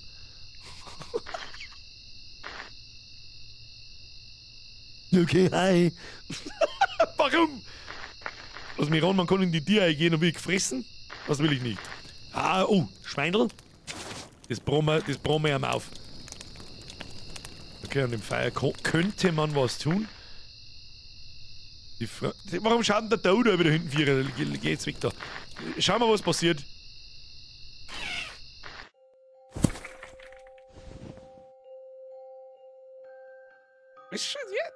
Zu Recht heißt das Spiel Creepy Tale. Was tut das jetzt da oben schon? Der hat Angst vor mir. Ich habe irgendwie aber mehr Angst vor dir. Wie was willst du essen? Ich gebe dir ein Schweindel. Oh, jetzt haben wir einen Eimer. Oh, wir können sogar mehrere Items mitnehmen. Okay. Was haben wir da? Da? Ist das deine Kloschüssel oder wie? Warte mal, was können wir da? Nix. Was kann man mit dem Eimer da müssen? Es hat eine lieb gemachte kleine Rätsel. Ich liebe sowas eigentlich. Warum sperrt man sowas nicht veriftet? Es gibt eigentlich genug so ein Spiel. Die Frage ist, was kann man jetzt da damit? Wir haben eine Fackel. Und er isst offensichtlich auch gern diese Viecher. Können wir den in der Küche zubereiten oder so? Ich kann auch nicht gezielt irgendwelche Items. Wenn ich daher komme, dann wieder 4. Ich muss ihn irgendwie erwischen. Stimmt, stimmt. Ja, aus Feuer draußen zum Hintergrund. Vielleicht brauche ich beide Items. Na. Na. Jetzt schaut er da wieder. Ja. Ja, mehrere Optionen habe ich jetzt noch nicht gesehen. Ja. Feuer kann ich nichts. Ja, vielleicht, wenn wir schnell genug sind. Vielleicht, wenn wir schnell genug sind. Hör mal auf. Da ist auch wieder so ein Stuhl mit Knochen. Dann gehen wir mal noch mehr aus jetzt. Warte mal. Ja.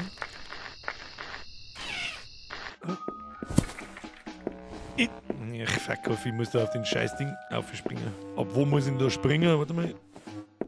Ja. Aber ich kann dann auch nichts da unter dem Springen, glaube ich. Warte mal.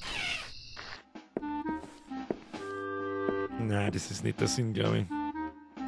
Kann man den Kessel ausschieben? Berechtigte Frage. Nö. Man kann auch nicht walten. Achtung, 5 Noob-Sekunden, das kann man nicht oft nur erklären. Was ist walten? Wenn ich jetzt da so baue, dass es sich an der Kante hängt und aufzieht. Der Topf muss aussehen. Der Topf muss aussehen, aber er geht nicht aussehen. Vielleicht kann man aussehen. Mal probieren. Nö, funktioniert nicht. Da ist er gestanden. Ja, irgendwas ist auf alle Fälle mit dem Topf.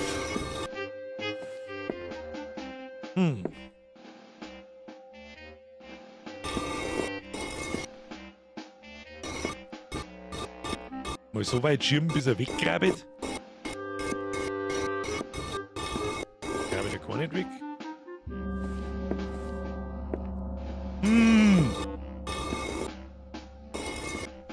Naja, gut. Sag ich dir, was ist, jetzt gehen wir einfach mal weiter. Das hilft eh nicht. Springen wir da unten auf den Schwammerlaufe. Was kann der? Dachte ich mir. Irgendwann, es geht doch nicht weiter. Ah, was ist jetzt? Der Tod. Okay. Ah, Eimer. Eimer ohne da. Vielleicht kriegen wir auf dem Weg irgendwas, was wir einmal wieder. Ah, da kommen wir. Okay, Wasser rein da dann wahrscheinlich. So. Kablub. Was ist das? Oh, einen Stock. Okay. Und ein Wassereimer. Okay, jetzt können wir schon viel mehr Items mitnehmen. Eine Opferung. Da legen wir das Fackel hin. Was ist das? Grübel, grübel und studier. Dann auf alle Fälle 4 Symbole drauf. Eventuell brauchen wir... So, nochmal, was kann denn das?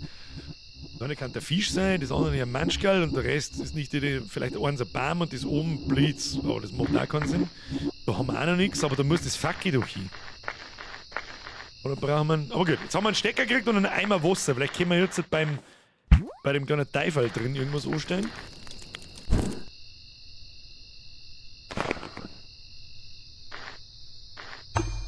Jetzt haben wir ein Stück Kohlen! Wenne!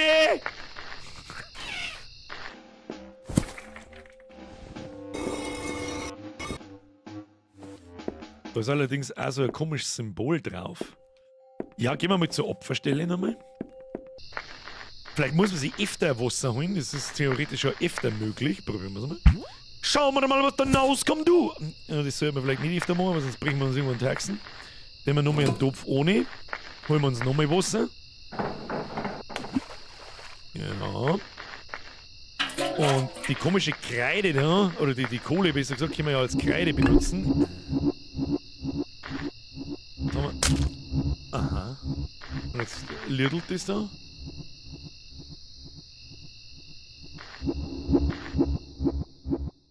Die Frage ist, was kann ich da jetzt tun? Das hat jetzt einmal aufgeliert. Was frisst hier meine Kohlen? Oh, da haben wir wieder was gefunden. Oh, schau, nur mehr ein Knopf. Von unserem Spezi, den wir eigentlich suchen, glaube ich. Der ist verschollen. Ja gut, jetzt haben wir halt mehrere Kämmer da, glaube ich, nicht mehr. Es hat zumindest nicht den Anschein gemacht. Jetzt schauen wir mal. Diese Spiele sind auch ultra cool mit einer Community zum Spielen, die dann auch ein paar Ideen haben, was man ausprobieren kann. Das ist super.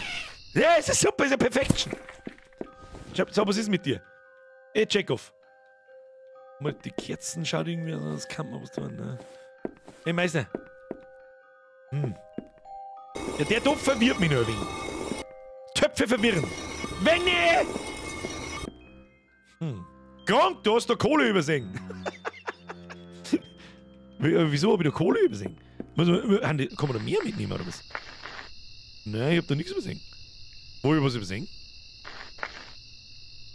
Topf nach links. Von links hab ich ihn. Luke, von links hab ich ihn, der Herzog.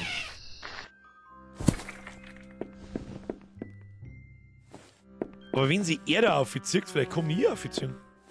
Na?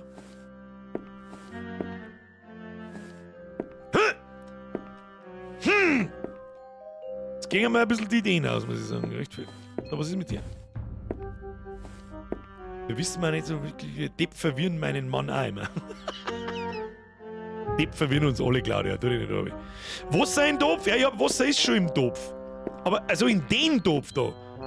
Ich kann mit dem nichts da außer Schirm. Also der muss schon irgendeinen Sinn und Zweck da herin haben. Ich kann nichts da mit dem Eimer. Also ich kann spieltechnisch nicht jetzt den Eimer in die Hand nehmen und dann irgendwas mit dem da, sondern ich muss dann an eine Stelle gehen, wo ich mit dem Eimer was da kann. Aber mit der Schüssel da... Na, Kohle kann ich auch nicht auf einem Schwein. Es muss doch... Da hinten ist jetzt nichts passiert eigentlich. Oder wir haben das Viech da draufgelegt. Das muss das jetzt mal sein, dass ich mich da hinwirf. Machen wir nochmal so. Was passiert denn eigentlich, wenn wir den Eimer da wieder ohne hängen? Mit Wasser drin? No, das geht nicht, okay. Da kann ich nichts machen. Da müsste der Kopf hin. Oder? Dem Viech fällt doch ein Kopf. Das hat kurz aufgeleicht und dann Rätsel und studieren. Den Topf vor die Tür und ganz nach links stellen. Den Topf vor die Tür und ganz... Ach, so meinst du, Mr. Breakaway. Aber wieso? Ach, vielleicht hat er Bock auf den Topf und dann sagt er mir... Ja, aber warum hat er Bock auf den Topf? Also gut, wer hat keinen Bock auf den Topf? Alle haben Bock auf den Topf! So, den da, ich nehme mich ganz nach links stellen.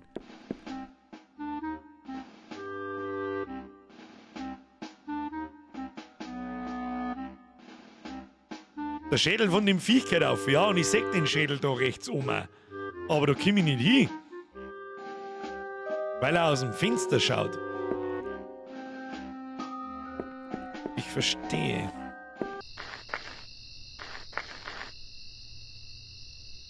Dauert das eine Zeit bis... Ah. Jetzt passen wir auf.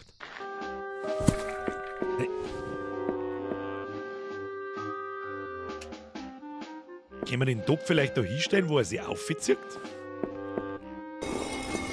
Also, dass wir den einfach da hinstellen und dass er das da nicht da kann? Vielleicht fällt er dann in den Topf. Vielleicht hört man was. Er ist wieder da.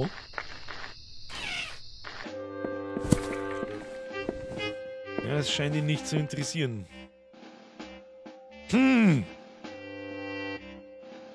Schau von außen ins Fenster gescheit rein. Was müssen wir jetzt probieren?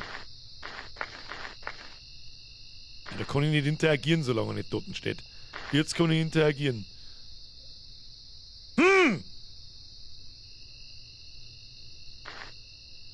Ja, da kann ich sonst nichts machen. Kannst du draußen den Pilz zum Springen aufnehmen? Vielleicht kann man in den Topf. Kann man den in den Topf stellen? Gute Idee. Richtig.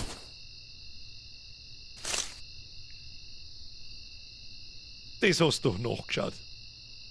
Alter Leiner, das hast du nachgeschaut, sag's wie es ist. Das hast du nachgeschaut. Das hat... Absolutes Pro-Gaming. Und jetzt kann ich den Schwammerl nämlich da einsitzen. Und jetzt müssen wir ihn gießen und dann wächst er. Haha! Schau hin! So! Komischer Teufelssepp. Jetzt komm ich. Grüß Gott! Was hab ich denn jetzt? Eine Stecknadel. Okay. Haha! Da müssen wir drauf kommen, Alter. Das ist halt best game ever.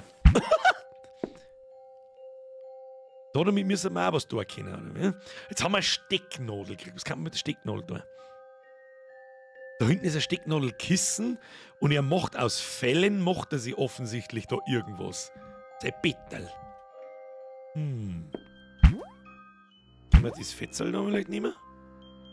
Ja. Also mit dem Kopf kann ich nichts machen. Sonst so? Au?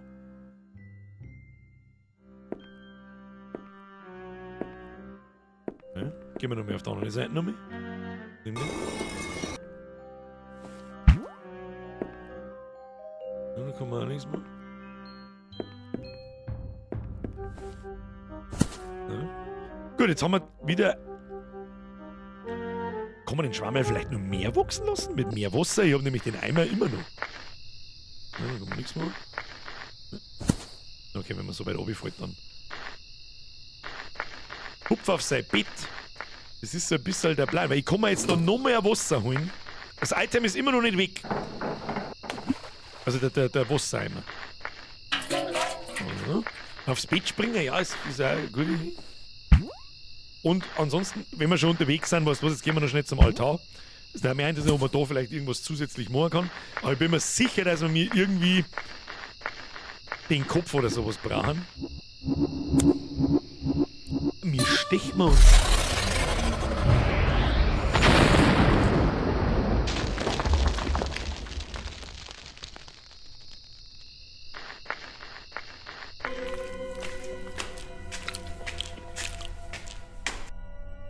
Easy going, Alter. Absolut. Oh oh.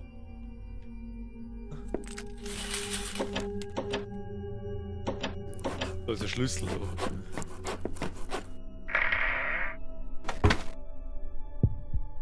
Der will die wieder Hex! Ja, da werden wir jetzt ein paar Mal sterben, fürchte ich. Okay, sie tut dann da hinten umeinander und hat jetzt auf und zu gesperrt, oder wie? Okay, da haben wir was. Ah, Müllkisten im Prinzip. Okay. Oh. Wow, holy shit, das war knapp. Jetzt, wenn sie einmal links vorbeigeht, dann kann man uns oben in den Keller schleichen. Da hinten ist ein Tier. Okay, sie holt sich wieder was. Gestungene Wiederhex! Oh Gott, das ist der Top. Bei sicheren Spiele geht dann der Tipp-Counter wieder komplett steil! Machen wir so. Oh, da gehen wir jetzt nicht. Oh, nein, nicht. Okay. Aber beim zweiten Mal, glaube ich, geht es ganz hinten. Das nutzen wir aus. Wenn es an uns vorbeigeht, verpissen wir uns sofort nach. Da steht auch ein Wassereimer, habe ich schon gesehen. Bürgerin wieder am Kochen, ja. So, außer. Und Abflug, und Abflug. Das nehmen wir mit. nehmen wir auch mit. Und dann gehen wir runter. Easy. Okay, was haben wir jetzt da aufgehabt? Was ist denn das da rechts unten? Das kann der Feierstor sein, hä? Wo ist nur der Miezi? Ja, Miezi. Da liegt der Miezi! Da liegt der Miezi, den hab ich gar nicht gesehen! Seht ihr, die ist ganz finster, die ist rechts neben mir. Ihr wisst, was das heißt, Chat. Hoffentlich geht die Wiederhex da nicht runter. Sehr gut! Feier gemacht! Wasserkessel aufgeschissen. Und dann? Sie hat auf alle Fälle fett Bock auf Schwammerl. Das ist schon mal, das sehe ich schon mal aus.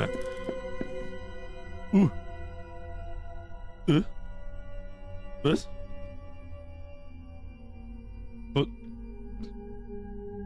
Was? Das da schaut wie ein Stabpilz aus. Ich hab keine Ahnung.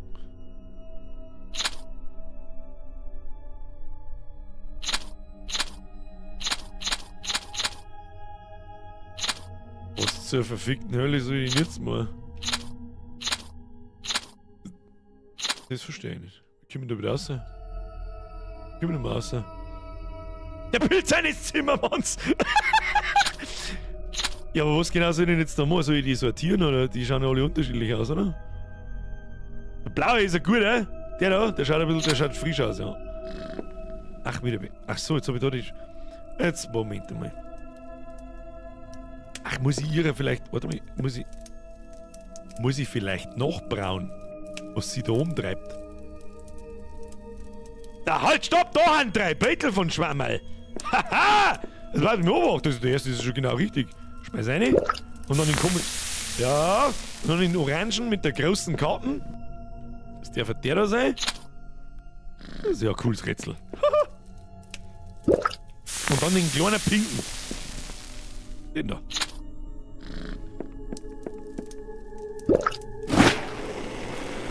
Jetzt haben wir Gift, glaube ich. Na doch nicht. Und jetzt? Was passiert, wenn ich jetzt noch einen einwirf? Ach, hat schon funktioniert, schon hin. Na ja, können wir da was tun? Nee. Guck mal mit dem Nein, nicht aufgehen! Du! Nein, nicht wieder runtergehen, schnell.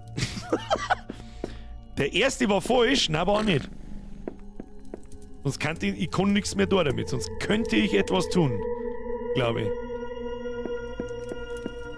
You choose wisely.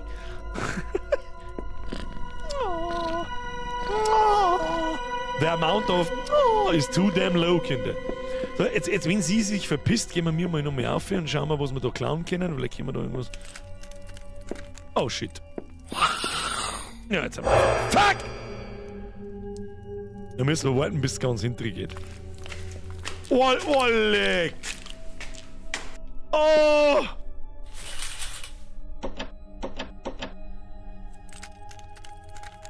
Oh, das ist bitter, dass wir das jetzt alles nochmal machen müssen. Ne? Denken wir ein bisschen was. Ja, einige. Nein, einige.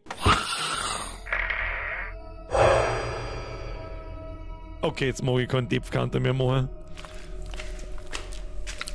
Wenn wir sofort in den Schrank gehen, schaffen wir das. Nein.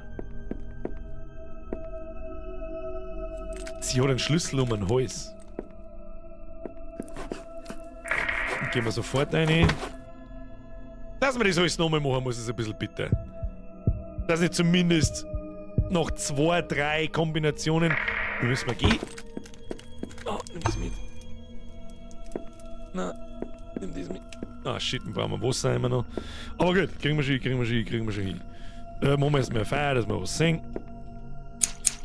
Jawohl.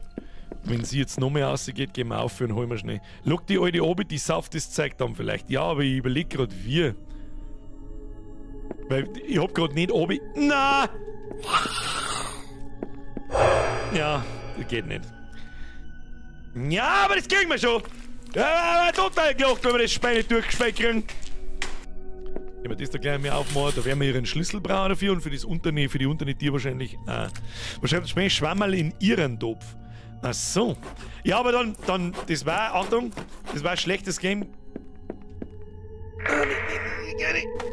Oh, das war knapp, sonst hätten wir jetzt wieder bohren müssen. Das war ein schlechtes Game Design, wenn ich mich da durch aussperre. Das nehmen wir mit. Na, jetzt geht er wieder runter. Ja, ein bisschen clunky Steuerung, aber gut. Ist ja wurscht. Machen wir dabei. Feuer, bis es wieder ganz hinten geht. Wir dürfen das nur machen, wenn es ganz hinten geht. Sonst ist es schnell wieder da. Wir müssen irgendwie die Suppen... Weißt du das schon? Oh mein... Ja, jetzt bin ich wieder hier. Ich sag noch, wir müssen warten, bis es ganz hinten geht. Dann geh ich wieder runter, Kruzifix nochmal. Schlag die Katz. Bist du behindert, oder? Das ist dir gleich aufstreich. Am Anfang ist eine Flaschen, ich glaube, die brauchst. Welche Flaschen? Jetzt haben wir wieder geschlafen, jetzt sterben wir wieder. Weil ich im Chat umeinander lese. Gibt's eine Flascherl? Das ist eine gute Frage. Müssen wir durchschauen. Vielleicht gibt's die Flasche... Geduld. Wenn ich das sehe, absolut richtig. Geduld ist die...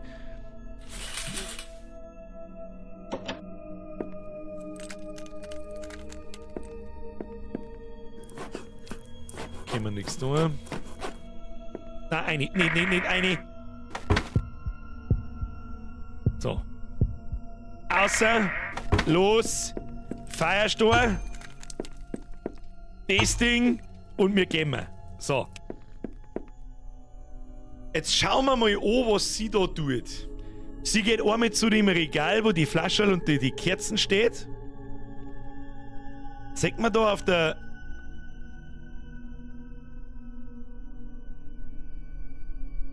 Sieht man, was sie mitnimmt. Nicht wirklich, gell? Sie hat ja nichts in der Hand oder so. Sie richtet es dann her. Dann überlegt's. Und dann geht's da hinten in den Mülleimer. Schau mal, ob's da dann irgendwas mitnimmt. Ja, dann nimmt's was. Weil entweder, dass man die Schwammerl da einlegen muss und so. Aber was mit die Schwammerl, das war ein schlechtes Game Design und das kann ich mir nicht, also Game Breaking, Game Design. Ich, wenn die Schwammerl, die 3 da reingeworfen hab, in den Kessel. Machen wir so. Dann kann ich keine Schwammerl mehr nehmen. Das heißt, wir müssen die... Ach, da steht eine Flasche. Da hat er auch so eine Flasche. Vielleicht kann man das dann nehmen. Kannst du das grüne Flascherl nehmen? Was für ein grünes Flascherl? Das oben... Ich kann da gar nichts nehmen. Ich komme vom Tisch, habe ich nur den Feuerstor nehmen können. Das können wir nochmal probieren, wenn ich nochmal vorbeigehe, aber erst, wenn sie ganz hinten geht. Sie geht immer einmal kurz und dann einmal lang. Und wenn es lang hinten geht, dann kann ich es nochmal probieren. Bis dahin werfen wir mir die Schwammerl rein. Das war der da. Zack. Machen wir so. Dann war es der da. Stimmt jetzt die Reihenfolge nicht. Und dann haben alle Schwammerl wieder da. Siehst du das? Da muss die Reihenfolge auch stimmen. Also braucht man erst den da, den blau-gelben oder türkisgelben. Dann brauchen wir den großen brauner. Zack. Dann wird es gelb und nicht weiß, wenn es stimmt. Und dann brauchen wir den kleinen. Es sind immer alle.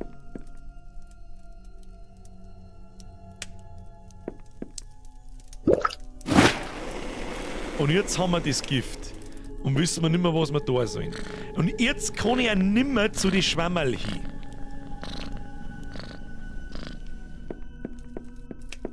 Da kann ich nichts machen, da kann ich nichts machen. Jetzt war es interessant, das müssen wir irgendwie abfüllen, dass sie das Zeug nimmt. Können wir natürlich nicht. Am Anfang hängen Flaschen. Ja, da hängen überall Flaschen, auch bei ihr in der Küche. Jetzt geht's dann nochmal, genau, jetzt geht's wieder hin, dann geht's den kurzen Weg, dann überlegt's nochmal und dann geht's den langen Weg. Wenn es den langen Weg nimmt, gehen wir nochmal auf. Aber da sind wir uns jetzt, sonst müssen wir die Scheiße nochmal machen. Genau, das ist jetzt der kurze Weg. Und dann schauen wir, ob wir aus ihrer Küche irgendwas nehmen können. Im zweiten Schritt, wenn wir es schaffen, gehen wir nochmal in den Schrank und schauen wir, was wir da tun können. Geht's jetzt den Weiden? Ja. Sie geht den Weiden, sobald sie sich zu bewegen beginnt. Ja. Ich kann da nichts machen. Aber sie bleibt schon lange da hinten stehen. Ich muss schon nochmal da rein. Und irgendwas machen. Hau die Schwammerl in ihren Topf, das darf ich gern, aber ich komme nicht mehr zu den Schwammerl hin. Ich kann an den Tisch nicht mehr hin. So, jetzt geht's den kurzen Weg, hoffe ich, sonst haben wir es wieder verschissen. Ja, und wenn es jetzt wieder zurückgeht und nochmal das Laufen anfangen, dann gehen wir in den mittleren Weg. Verstecken wir uns nochmal im Schrank drin, ich kann mir gut vorstellen. Jawohl, los geht's. Nein. Wir verstecken uns. Wenn es vorbeigeht, gehen wir wieder nach links. Ja. Und los. Und jetzt schauen wir, was wir da tun können. Gehen wir auch nichts tun. Nein, nicht. Geht's jetzt den langen oder den kurzen Weg? Oh Gott sei Dank. Holy shit.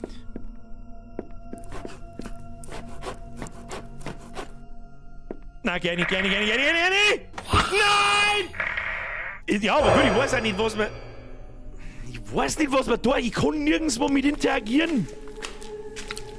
Kannst du die Schwammerl nicht in den oberen Barriere einwerfen? Das probieren wir jetzt. Vielleicht geht der Spieleentwickler davon aus, dass man da oft genug stirbt, bis man das ausprobiert. Dass man das da unten nicht jetzt mal wieder machen muss. Und wir da außerfinden, dass das Sterben dazugehört.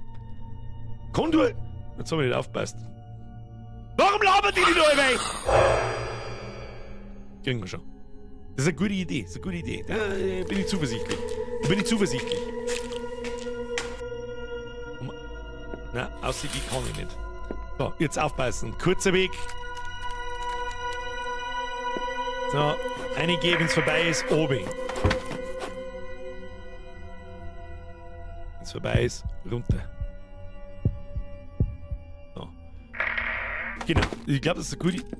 Das nehmen wir mal mit. Ich weiß nicht warum, aber... Oh shit, nicht sterben. Okay, haben wir schon gut, passt schon. So. Ah ja, da kann ich jetzt nichts damit tun. Machen wir so. Einen Topf hin. So, der erste ist der blau-gelbe. Nehmen. Zack. Wir warten mal jeden einzelnen Schritt ab. Sie geht bloß den kurzen Weg, beim nächsten Mal geht es den langen. Wenn es losgeht.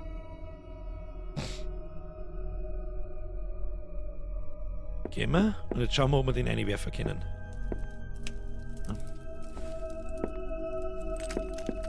Kann sonst nichts machen da herum.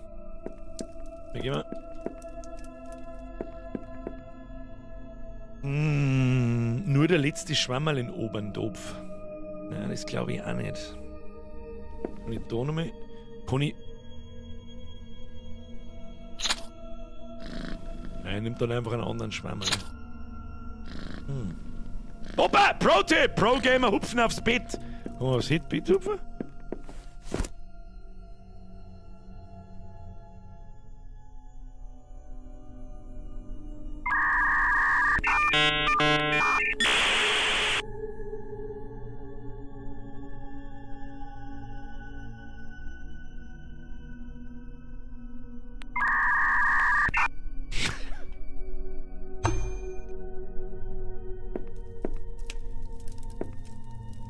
Okay!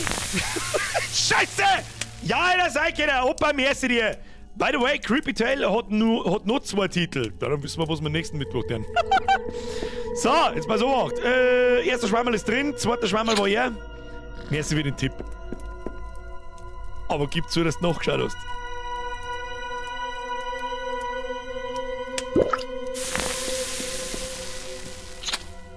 Wenn du nicht nachgeschaut hast, dann hast du es selber gespielt, dann ist natürlich was anderes. Mie! Kann die Katze öfter Gaudi machen, dass es runterkommt? Kann ich mit der Katze nicht interagieren. So, jetzt haben wir einen Schlüssel gekriegt. Jetzt ist die Frage, für was ist der Schlüssel? Höchstwahrscheinlich fürs Fenster. Deswegen müssen wir jetzt, pass auf, kurzer Weg, sehr perfekt. Beim nächsten Mal ein langer Weg. Dann gehen wir in den Schrank rein, dann warten wir, bis den kurzen Weg macht, und dann gehen wir zu dem Ding, die sperren wir auf und schauen wir, was das kann. Wir dürfen bloß nicht übersehen. Pass auf, ist das der kurze Weg? Nein, ist der lange Weg. Müssen wir schneller sein. Ah, schaffe ich das? Nein, schaffe ich nicht. Geh weg. Nein, die Scheiße mache ich nicht noch mehr ab. Oder die Kochtöpfe tauschen. Ja, das war für mich das Logischste gewesen. Aber ich habe ans Bett nicht gedacht. Ich habe nicht an das Bett gedacht, bis der wieder weiterläuft. Hören wir uns das Schnurren von der Mieze an. Da rechts ist doch eine Schlosstür. Ich glaube, das ist aber ein kleiner Schlüssel. Ja, geht nicht. So, kurzer Weg. Da müssen wir jetzt, das dürfen wir jetzt auch nicht übersehen, weil sonst verreckt wir wieder. So, Gift ist gebraut, jetzt geht's den langen Weg. Wenn es draußen ist, gehen wir auf. Jawohl, los geht's. Funktioniert. Gehen wir. Wir stecken uns in den Schrank hinein. Und dann muss es schnell gehen, weil die ja wieder kommt. Ja. Schön mit dem Heartbeat.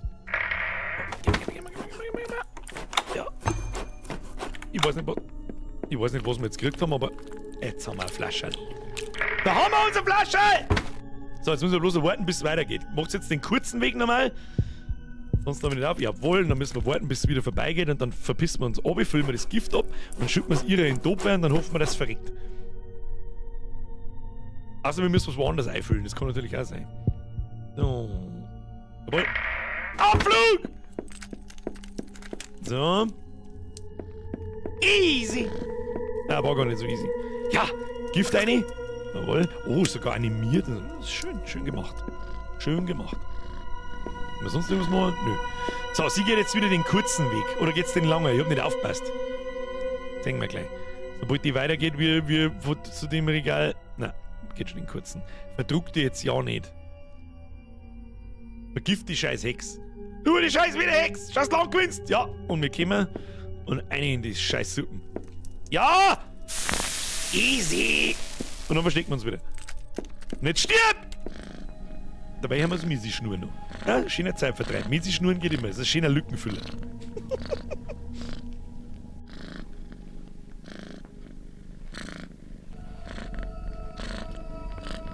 Nicht stirb! Das ist aber ein kreisiger. Oh, ich habe ein Achievement gekriegt. Das seht ihr leider nicht. Alchemist. So, hoffentlich wacht die nicht, das schicken wir sie, aber nicht, dass die noch mehr aufwacht. So. Her mit dem Schlüssel, du Brunskau, du Fotzgrabe!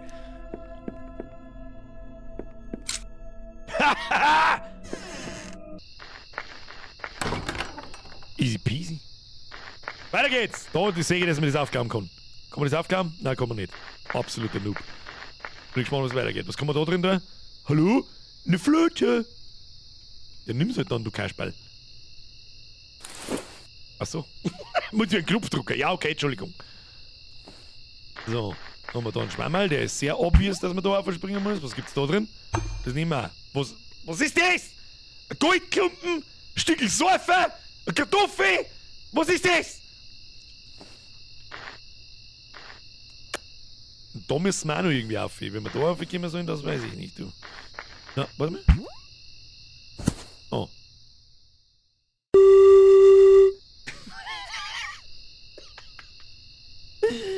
Kann ich auch!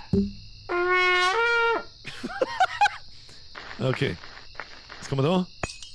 Ah! Okay, das ist offensichtlich ein Stück Seife, das die Türe öffnet. Ah! Nein, das ist wieder besser! Ich lauf! Aber es ist eine schöne Muse. Was war denn das für ein wolperdinger Typ? Erstmal aufs Bett springen, Phase 1. Okay, das geht nicht. Erstmal selber einlegen. Ja. Oh nein, wir haben Albträume. Ah! Okay, hat sich rentiert. Was haben wir da? Ah, okay, wir brauchen, das sind Traumfänger. Und die fangen schlechte Träume ein. Und jetzt werden wir den richtigen drüber hängen müssen. Der schaut doch gut aus, oder? Und die, die hell sind, die guten wahrscheinlich. Na gut, das ist ein bisschen Try and Error, muss ich sagen. Was sonst was machen? Nö. Eine nette Idee. Schauen wir. So, und jetzt können wir die nächste Tröte-Flöte spielen, oder was? Traumfänger fangen Albträume. Ich weiß nicht, ob ich fertig geredet habe, ich bin ein Behinderter. Also müssen wir den goldenen Stor oder einen anderen Stor da reintüdeln, oder was ich da müssen. Was kann die Flöte? Oder träumen wir vielleicht... Was sitzt da da oben? Was gefreut er sich? Ja! Wo hast denn den jetzt ausgezogen? Ich mag es überhaupt nicht wissen, Alter. Ja, wo ist er denn? Hä? Ist die ganz unten, oder was? Autschen! Tatsächlich. Oder einfach ein goldenes... Hey, wir können mal ins Geschäft kommen. Oh, was hältst du da davon? Du scheiß Goldklumpen, ich später den ganzen Tag ein Lied vor. Das haben wir schnell herausgefunden jetzt da mit dem Traumfänger, dass das der richtige Traumfänger ist. Ist aber der einzige, der ein bisschen ausschaut wie ein Monster. Vorausgesetzt, es geht weiter. Ja, tatsächlich. Easy. Easy. Oh, der schaut aber besser aus. Nein, nicht! Nein, nicht wieder sterben einfach.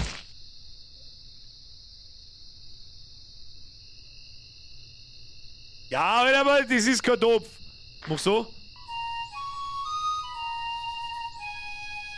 Gut, ich weiß nicht, was soll denn jetzt da mit dem... Okay, der hat da unten so komische rote Äpfel oder Tomaten oder was auch immer das da ist.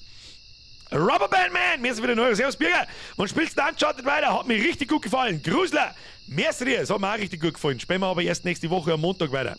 Dafür übrigens einmal kurze Ansage an alle. Wir sehen uns diese Woche auch am Freitag um 20 Uhr mit Last Epoch. Last Epoch ist allerdings ein ARPG, das ist wahrscheinlich sehr trocken. Da muss man selber wissen, was ist, es ist wie Diablo, bloß halt also von einem Indie-Hersteller, Entwickler. Bloß dass ihr Bescheid wisst. Nee, so. Peitschne-Weide 2.0. Das ist absolut richtig. Die Frage ist, was wir da jetzt lernen damit. Das erinnert mich ein bisschen an Tanz der Teufel. Die Frage ist, drammen wir vielleicht andere Melodien mit anderen... Nein, ich wollte Schirm. Tun wir mal Schirm. Nehmen wir mal den. Schauen wir, was wir drammen. Nein! Ich verwechsel da über die Knöpfe, was soll ich machen?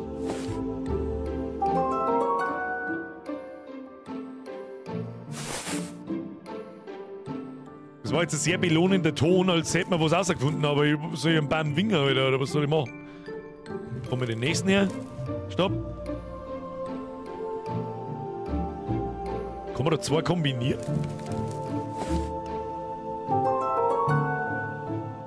Das ist nicht gut. Nein, das ist nicht gut. Mit dem nächsten. Zack.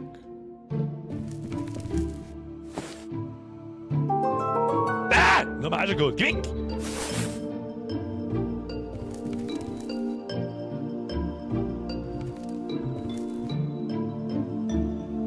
Dann ist das Viech nochmal in Gelb, aber das war doch blau vorher, oder?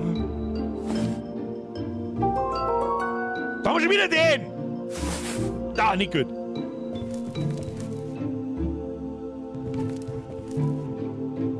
Ja, das andere, das so ausgeschaut hat wie das gelbe Ding jetzt da, das war vorher blau.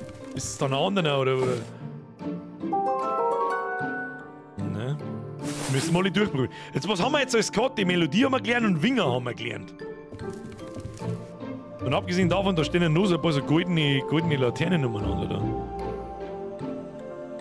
Oder meinst du, dass man den Baum wingen muss? Das glaube ich nicht. Aber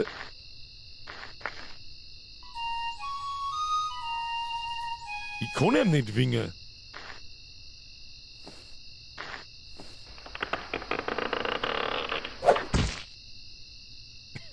So viel zum Thema Winken. Der Baum winkt zurück und wirft mich ins Ecken drin. Nein, das war nicht die Lösung. Da waren wir schon. Also natürlich waren wir da schon. Aber ich bin mir nicht klar. Müssen wir durchprobieren, das hilft nicht.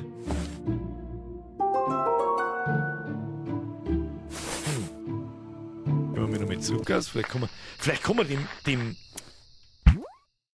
da zuwinken oder so. Na? Vielleicht scheißt er mir nochmal was her.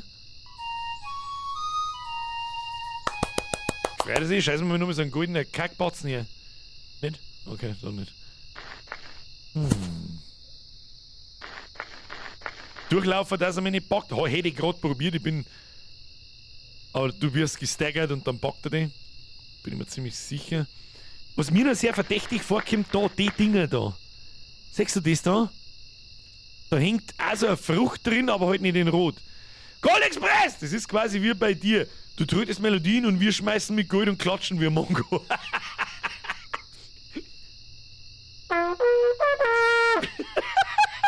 Sehr gut erkannt, Herr Dampfler. Sie haben meinen Trick durchschaut. Wir sehen uns nächsten Freitag. Tschüss.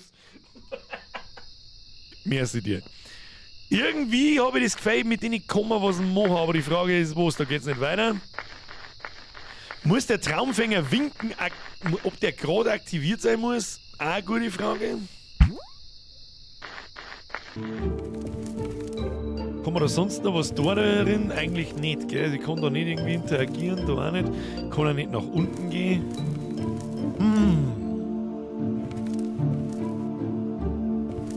Vergift einen Baum. Ich hab das Item leider nicht mehr zum Vergiften.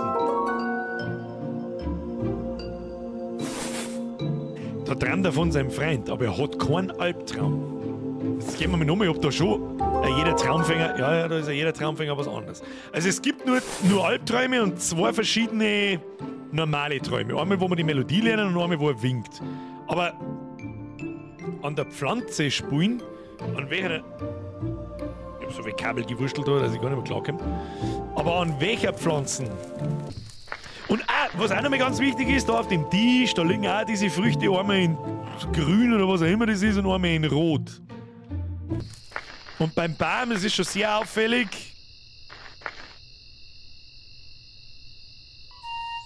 Ich kann nichts anderes machen auf den Knopf außer das. Haben die roten Dinger dran? Na, kann ich nichts machen.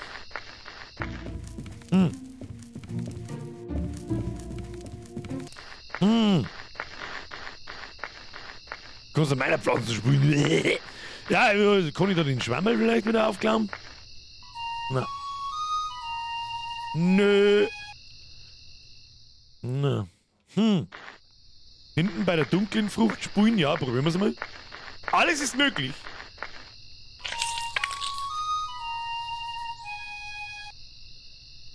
Ich hab doch gesagt, dass diese Scheißfrucht auffällig ist. Recht hat er gehabt! Wer war das? Der Winky! Sehr gut aufpasst. Nein, ich verwechsel da die 2 Knöpfe, es tut mir leid. Ja, Melodie kann schlimmer sein. Oh, jetzt habe ich es wieder weggezaubert.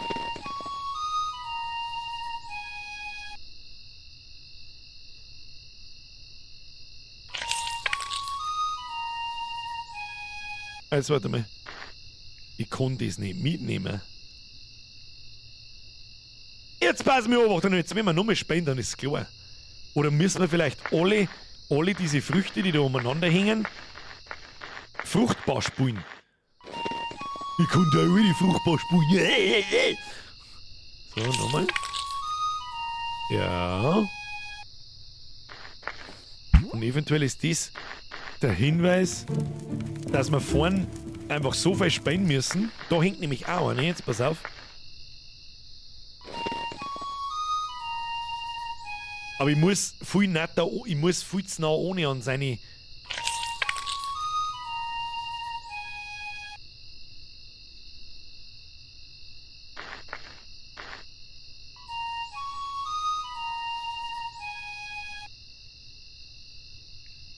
Ich gehe jetzt Schritt für Schritt vor.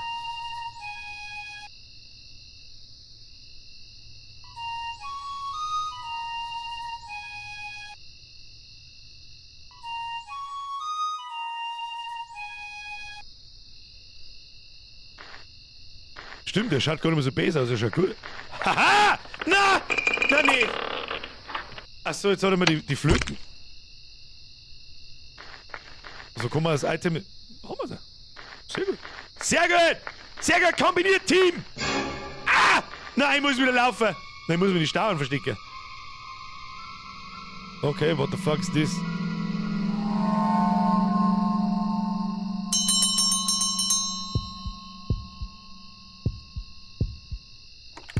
Wer kommt denn jetzt? Aha! Ein best kleines Arschlochkind werden das gemacht. Sie riecht mich! Oh oh. Oh oh. Was?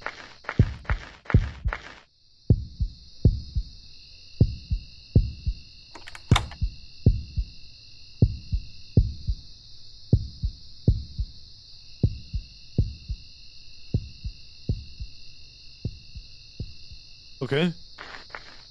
Ich hab das Gefühl, wir müssen immer laufen. Okay, tschüss! Kapitel 3!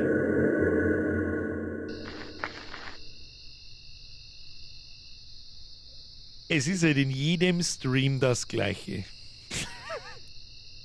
Ich schaue irgendwann, schreibt jemand, entweder schaue mir auf Zeit oder ich schaue selber und es ist 5 vor 10. Möchtest du mich verarschen? Es ist der beste Beweis, dass so gut Spiel ist.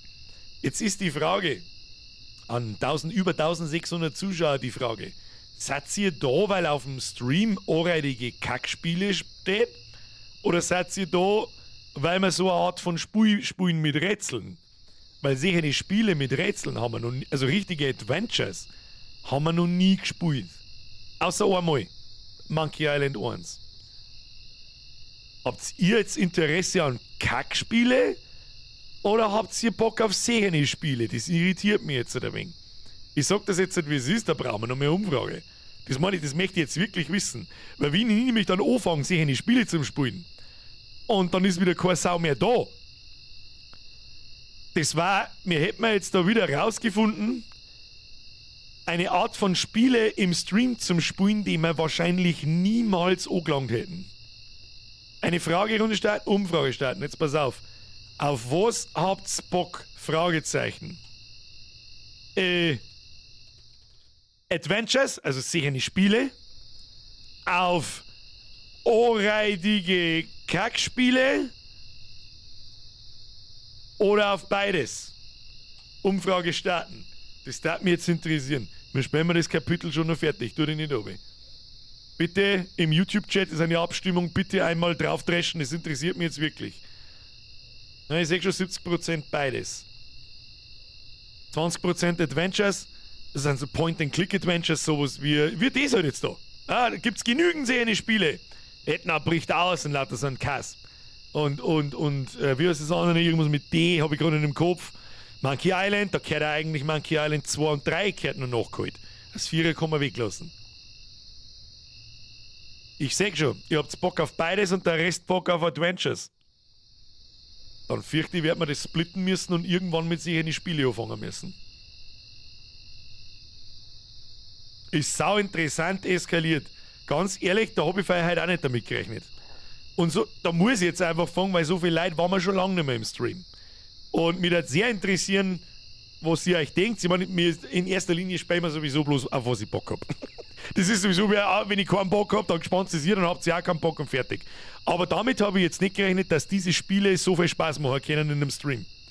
Auch ich für mich selbst nicht. Sag ich dir freiwillig, wie es ist. Leisure Suite Larry Spiele, richtig. Beim allerersten angefangen. Die Paunia, richtig. Entschuldigung, ich kenne die Paunia natürlich. Mir ist gerade der Name nicht eingefallen. Nix! Du meinst die Paunia? Ja, absolut richtig. Danke für den Resub. Kussi aufs Nussi. Ja, Freunde, da haben wir eine Indie-Perle gefunden. Das ist ein super Netzspiel und für 5 € ist da wirklich nichts kaputt. Absolut in Ordnung. Ist mir schon fast ein wenig zuwider, dass ich weniger wie 5 € gezahlt habe. Es war ja ein Random Key für ungefähr 1 €. Ist mir schon fast zuwider. Meine Damen und Herren, 681 Stimmen. Wir beenden die Umfrage. Was sagt das Umfrageergebnis? 600 Stimmen sind doch recht repräsentativ. Das ist fast ein Drittel oder es ist ein Drittel. Nein, das ist mehr wie ein Drittel. 62% von euch haben Bock auf beides. Ich übrigens auch. Ich glaube, dass dieses Konzept mit Random Keys nicht schlecht ist. Zweitens, auf Adventures, wenn ihr Bock habt, dann zähle ich beides zusammen, dann sind wir bei über 90%. Ja, nicht ganz, bei 90%. Und 10% hat Bock auf nur anreitige Kackspiele. Also machen wir generell nichts verkehrt, glaube ich. Gibst du mir den Daumen nach oben? Ich hoffe von euch, wenn wir das öfter machen, soll einen Daumen nach oben geben. Das ist das Einfachste ever. Spielen wir weiter. Opa! Man muss halt durch Dreck wühlen, bis man was findet. Ja! Das ist real. Wir haben aber nicht durch viel Dreck gewühlt. Ich sag das sogar, die ersten 20 Minuten waren ganz amüsant mit dem Dingsspiel da. Das war nicht das. Opa, merci dir. Der Opa, ich glaube, der Opa war es, bin mir nicht hundertprozentig sicher, hat vorher eher mal kurz geschrieben. Das Ding hat 3 Kapitel und jetzt spielen wir das 3. Kapitel auch noch. Sowieso gar. Aubetzwack, das klingt schon wieder nach sehr viel Stress. So, gehen wir mal rundum, schauen wir, was wir da haben. Da kann man nichts machen, da hängt der Seil aber. Hey, ich brauche da euch dazu, das ist ja klar. Und ich habe auch nichts dagegen, wenn wir wirklich 10 Minuten irgendwo hängen und wir haben alle rumgetüftelt und so weiter, dass wir einen Beauftragten vielleicht in der Community haben, der die Komplettlösung auffährt. Ja, damit wir Progress machen und nicht eine Stunde lang jetzt da umeinander probiert hätten, sterben wir wieder, müssen wir alles 100-mal machen. Das ist dann auch das ist weder geil zum Spielen, noch geil zum Zuschauen. Und da kann ich dem Entwickler aber nicht besser sein, das ist ein Mini-Entwickler. Und dass das Spiel natürlich nicht perfekt ist, das ist ja klar. So, jetzt mal so, jetzt muss ich da mal die Kabel entwursteln, weil sonst kenne ich mich gar nicht mehr aus. Und das sind echt schöne, gemütliche Spiele und die könnten uns locker über den Sommer bringen. Da hätte ich, glaube ich, richtig Bock dazu. Goldi, jetzt wieder ein Resub. Anreide kann so oder so sein, beides ist gut. Stimmt, Anreide kann immer passieren. Haben wir wieder was Neues entdeckt, ja? So, da hängt der Seil mit einem Knopf, an die anderen hängt da so ein Ding dran. Ziehen wir da mal an und schauen wir, was passiert. Okay, dann geht das da und da das da oben. Was kann man sonst noch so machen? Ah, ist ein bisschen laut. Ah, laut. Nein, hoppala. Was haben wir da noch? Haben wir da haben wir noch irgendwas. Was können wir da nehmen? Da haben wir haben wir wieder so eine Rune gefunden. Ja, oh, da können wir die Pflanze anschieben.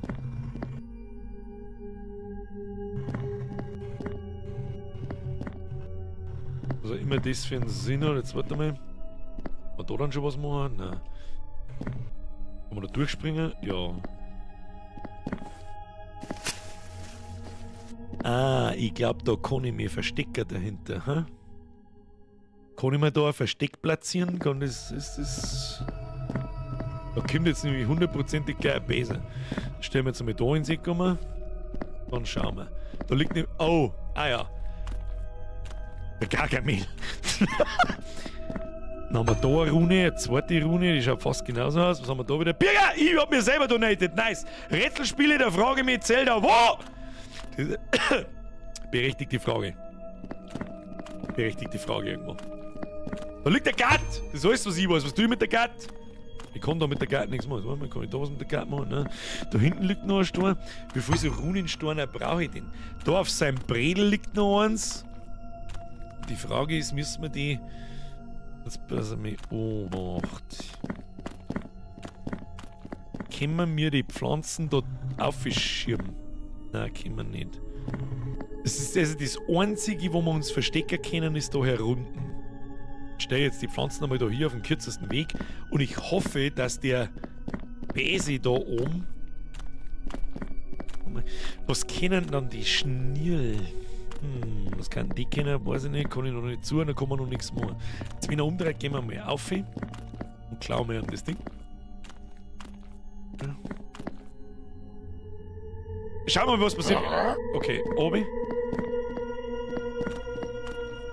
Okay, der läuft uns nicht nach. Du musst jetzt dann spielen mit dem Gargamel. Ja, ich war das. Ach so meinst du? Verstehe ich schon. Die Frage ist, müssen wir vielleicht weiter oberlocken und dann an den Schnirl ziehen, wenn er wieder aufgeht? Vielleicht irgendwie so. Probieren wir es einfach, weil mehrere sterben können wir nicht. Naja, geht dann wieder.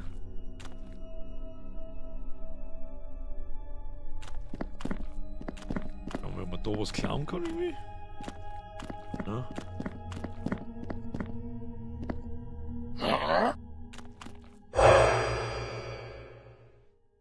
Naja, gut. Dachte ich mir schon, dass wir das nochmal... Könnten die Schnirl für... Aber diesmal hat es gespeichert, dass die Pflanzen da steht und nicht da links hinten. Wieso kann ich da jetzt nichts tun?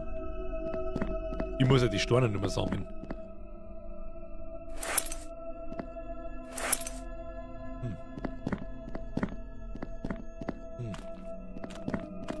Müssen wir den irgendwie oberlocken? Oder geht er so weit an der Tür vorbei? Nein, er geht nicht so weit an der Tür vorbei, dass ich da irgendwas tun kann. Das Standel kannst du nicht mehr von seinem Tisch, das probiere ich schon die ganze Zeit, da tut er nichts. Da steht bloß... Ich muss mich erst um ihn kümmern. Jetzt probieren wir es einmal so. Gibst du mir noch? Wenn er auf mich zukommt, kann ich nicht drücken. Außer für die Tür und dann zur nächsten. Auch eine Option, wenn das wir mal weiterschauen, ja. Vielleicht kommt man von der anderen Seite. Ja, I see. Oh Gott im Himmel, was ist denn das jetzt wieder? Eine Plattform, okay, was ist das?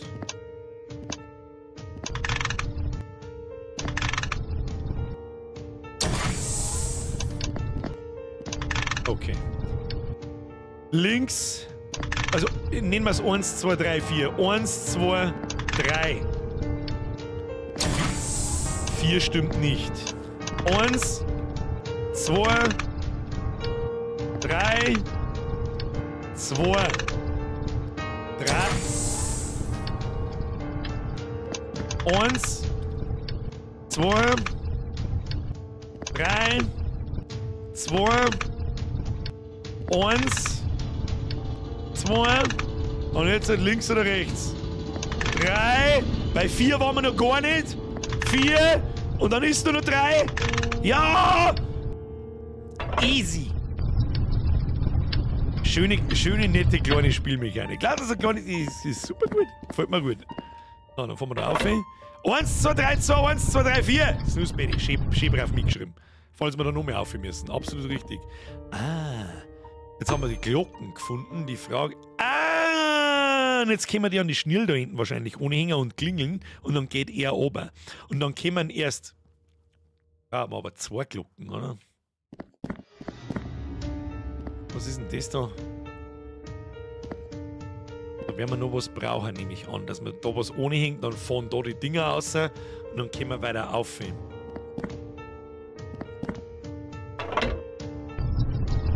Freiner, Herr Ärgergas, richtig beobachtet, Freiner auch schon lange kein Vierer mehr dran gekommen.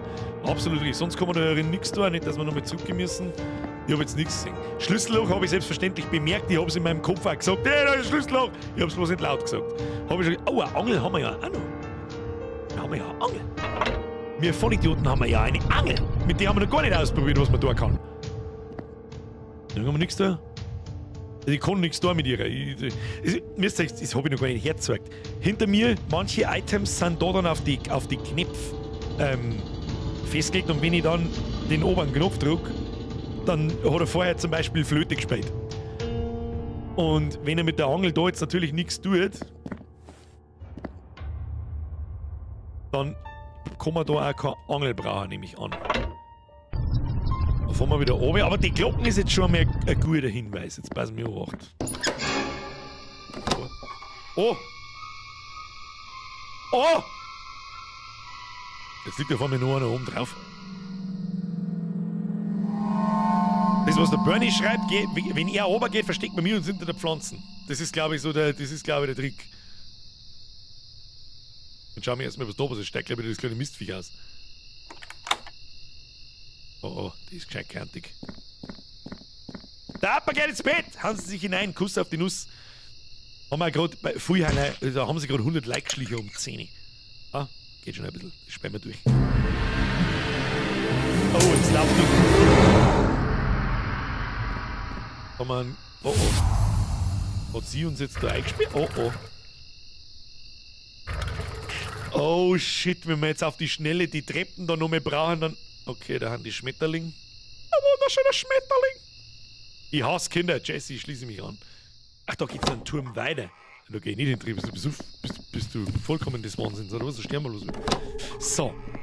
Jetzt pass Obacht. So, ich glaube, die Pflanzen steht da schon richtig. Jetzt probieren wir mal, ob wir ihn da oben locker können. Ja. Und wir brauchen mal wahrscheinlich noch eine zweite Glocken. Weil wir mir ihn dann zu der unteren Glocken lockern müssen. Und wenn er dann bei der im unteren Stock, also ein Stockwerk tiefer ist, müssen wir die zweite ziehen. Jetzt schauen wir mal, was passiert. Stimmt da, oder? Ja, hätte mich stark gewundert, wenn nicht. Die Glocke umeinander hängen im ersten Raum. Wenn ich die jetzt aber ganz oben hänge, dann glaube ich das nicht, weil wir mir aus dem dritten Turm noch eine zweite Glocken brauchen, bin ich mir sicher. Snooze Penny, gute Nacht, Chef, und Chat, die Arbeit ruft morgen. Arbeit geht vor als mein Blödsinn. Nehmen wir mal die Glocken oben und probieren wir es trotzdem unten. Der Tatsache, dass man die Glocken oben tun kann.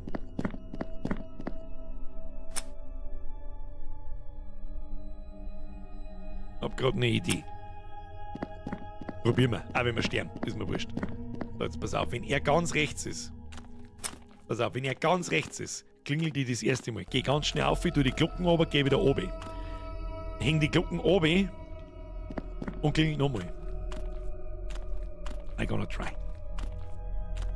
Dann gehen wir oben, wenn er noch unterwegs ist, dann machen wir so. Dann gehen wir auf. Ah ja, er ist unterwegs. Kommt er da? Nehmen wir es mal gleich mit. Kommt er? Ja. Oh ja, er kommt. Auf. Und jetzt verstecken wir uns. Ja, deswegen stehen wir auch hinter der Pflanzen. So. Ja, ja. Aha, absolut zum Problem. Na, auf, Figi. Na, wieso kann ich. Ich kann. Oh, na. Oh, oh. Ich hab nicht aufgehen können! Probieren wir es einmal so, was ganz unten runterkommt. Wieso ist jetzt das nicht gegangen? Da, wenn ich auf die Tasten drücke, dann fängt das G, aber wenn er in der Natten ist, nicht. Vielleicht müssen wir es weiter hinten stellen. Finstern oder so.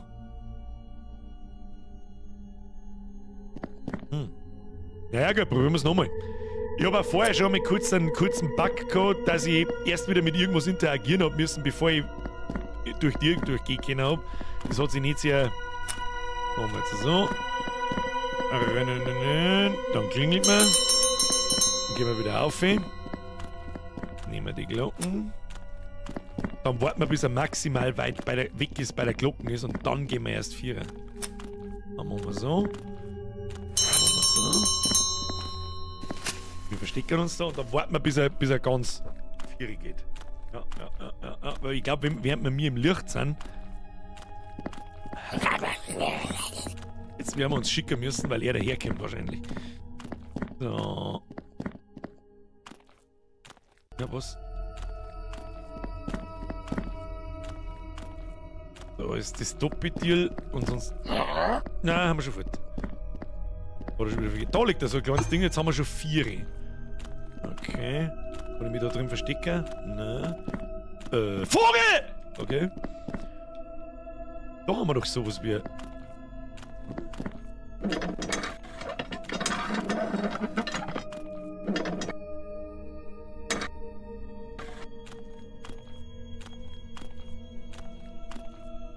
Ja, und... Scheiße, ich muss die Glocken mitnehmen und da ohne hängen. Oder? Und dann da klingeln oder so. Wie soll ich jetzt da wieder runterkommen, ohne dass ich stirb? Das geht ja gar nicht! Dann müssen wir sterben, das hilft nicht. Ich check auf.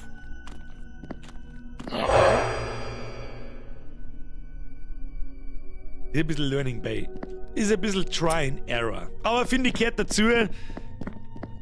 Ist absolut in Ordnung bei der Größe von so einem Spiel.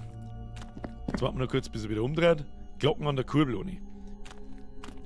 Ja, das ist der Plan. Das ist der Plan. So, gehen wir oben. Wir klingeln einmal. Zack. Dann kommt er da heute. So, dann gehen wir da oben. Und wenn wir klingelt haben, deswegen muss das also schnell, das muss viel schneller gehen. Machen wir so. Und jetzt lauf. Oh! Holy shit, man, ist close! Okay, jetzt warten wir, bis er ganz nach rechts geht. Ja, der hat uns ja fast schon wieder gesehen, der hat ja Maul da auch nicht lang. Aufhör. Kann ich das Ding jetzt klauen? Nein, das lässt er mich nicht klauen. Da können wir auch nichts tun. Leute, danke schön, Elena, Buhr, merci dir. Ist ja gar nicht so kack gespielt. Nein, überhaupt nicht! Ich hab auch nicht gewusst, dass da so eine Spiele drin sein können. Ich sag das. Warte mal. Merci dir, by the way.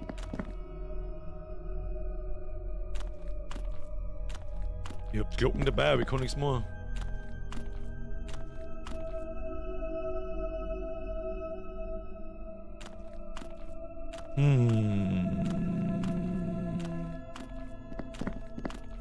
Ich kann die Glocken nicht annehmen, vielleicht muss man ein bisschen runterlassen.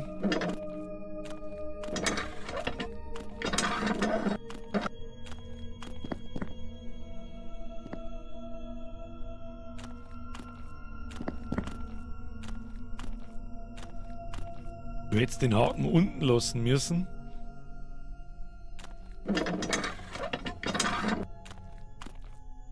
Ja, das ist schon schön und gut, aber ich komme ja nicht mehr auf die Seiten, auf die linke Seite da her von ihm, ohne dass ich ihm weglag. Das Gitter ans Seil hängen. Was für Gitter ans Seil hängen? Da, und jetzt kann ich da auch nicht interagieren damit. Ich kann mit dem Haken da schon interagieren, wenn ich ihn aufziehe. Wenn ich ihn ganz aufziehe, kann ich nichts machen. Wenn ich ihn so halbscheidig runterlasse, bis daher, kann ich interagieren, aber er lässt mich mit nichts. An der Kisten. An der Kisten? Ja, an der Kisten kann ich auch nichts machen. Falls du die Kisten da meinst, vielleicht an der hinteren Kisten ist was. Da ist was! Eine Maske? Kann man auch nicht ohne hängen? Was kann ich mit der Masken da?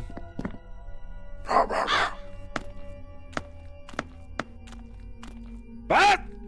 So ein Vogel, der schreckt nicht, jetzt hat er eine Rune geschissen, oder was?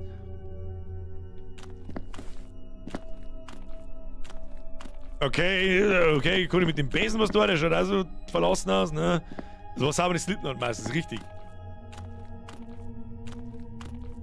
So, wenn ins Gesicht kalt, gratuliere. Ja, aber was ist mit dem Ding da?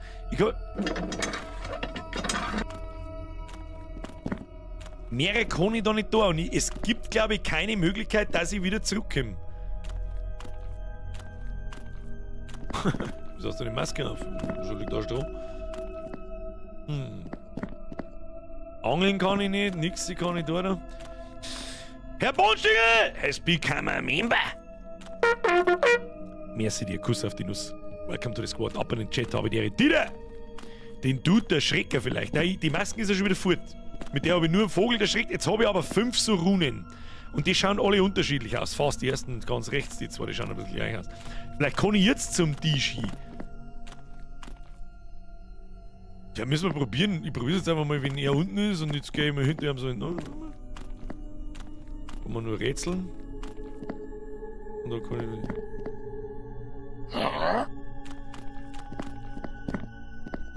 Er vergisst er wieder, wenn ich weg bin dann. Eins runter da am Regal von dem Depp da die Türen aufmachen. Kann ich nicht, da grübelt er nur. Pass auf, können wir gerne nochmal probieren. Ja, da nochmal hin, da kann ich hintergehen. Ich kann bloß schauen. Er schaut so. Mit denen Tieren ist schon was. Aber was? Im Weiher draust fischen. Ich kann ja theoretisch nicht mehr aussehen. Ja, wo Stengel? Zuerst bin ich wieder da. Zeig so an dir! Haken muss unten an den Haken hängen. Vielleicht erschreckt sich der dann und haut ab. Ich hab die Maske nicht mehr, Herr Balkon. Oder vielleicht kostet er mit der Maske der Schrecken. Nein, nochmal, die Maske ist weg. Die Maske ist, die habe ich da aufgeklappt. Dann habe ich einen Vogel erschreckt und dann hat er die Masken weggeworfen. Die existiert nicht mehr. Hilft nichts, musst nochmal sterben. Aber was helfen mir die 5... Sterben einfach, aber es hilft eh nicht, ich komme nichts mehr da herum. Bring mich nochmal um. Jetzt schauen wir, ob unsere Items da bleiben. Ja, es bleiben alle Items da. Die Frage ist aber, es gibt jetzt sonst nichts. Nein, das ist nicht, das ist aber nicht. Haben wir sonst vielleicht noch irgendwas übersehen? Nein, dann gehen wir mal in den 3. Turm um. Es hilft eh nicht, vielleicht findet man da irgendwas.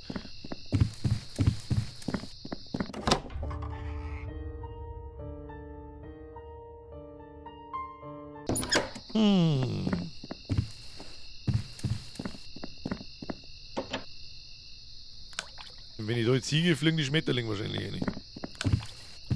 Und die fliegen mir nicht, warum nicht?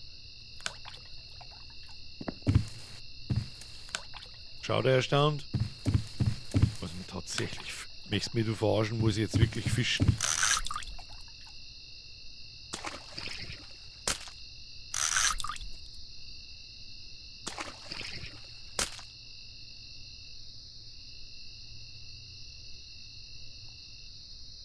Okay.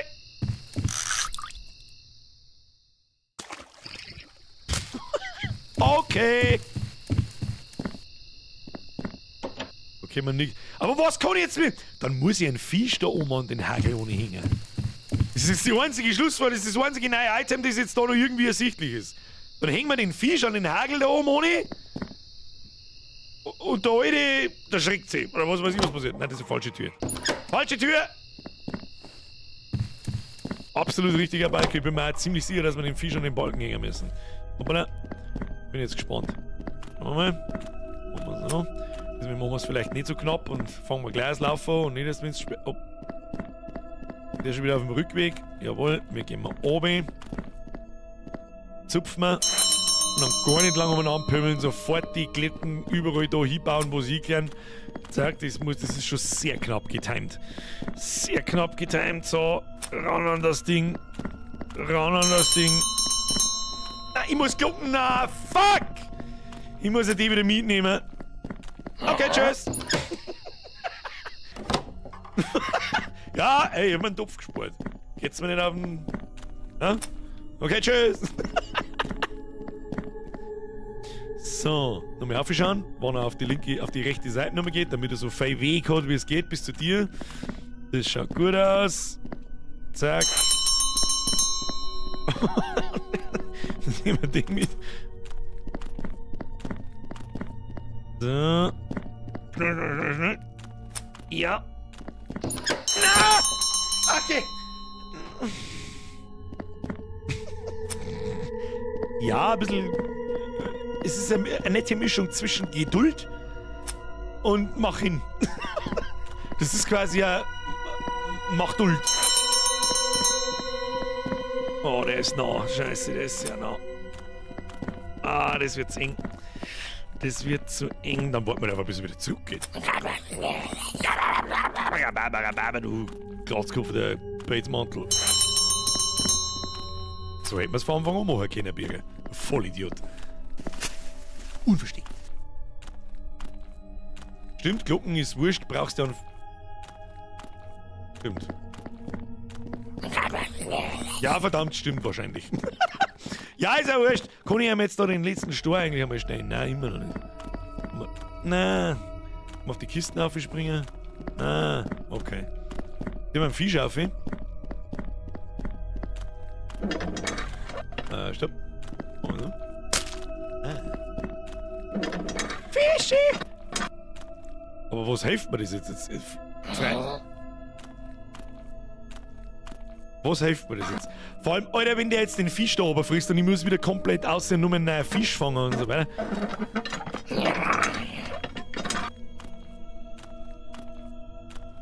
Ich weiß nicht, was das soll. Ich weiß nicht, was dann kommt. Ich habe jetzt Angst, dass er sich den Fisch runter tut und dann bleibt er da 10 Sekunden irgendwie stehen und ist... Einfach runtergesetzt, was soll ich machen? Jetzt geht er halt weiter da nach hinten. Ach so, Kimi wieder weg. Ja. Jetzt frisst er den Fisch und jetzt muss ich wieder von vorn.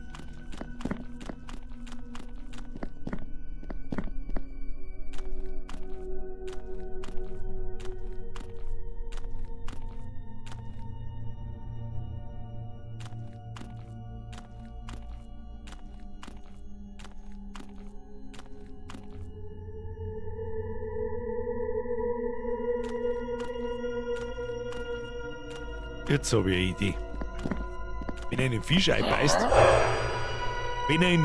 beißt, zieh ich in den Tee.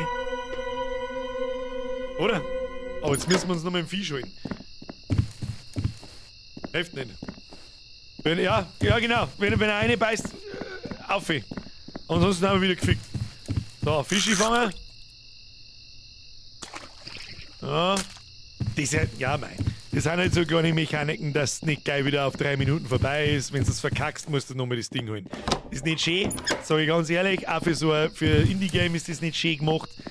Aber geht jetzt auch keine Welt nicht unter. Für 5 €. Ah. Da machen wir es so. Aber ein bisschen müssen wir warten, sonst können wir die Glocken nicht mehr einsammeln. Passt. Jebaited. Jebaited! Du musst am Tisch hin, wenn er am... Ich war am Tisch dran. Ich kann immer noch nichts machen. Am Tisch. Machen wir es so. Zack, dann warten wir wieder, bis er wieder geht, bis er ganz links ist. Dann klingen wir nochmal. Auf, Ruck auf Steff! Der Bierberg! Was haben wir versandt bis jetzt? Ach, richtig gut in eine... Das ist jetzt wegen dir nochmal machen muss! Kruzifix! Kruzifix!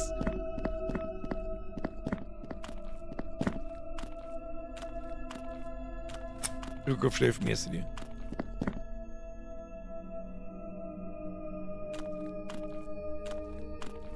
So, runter, klingeln.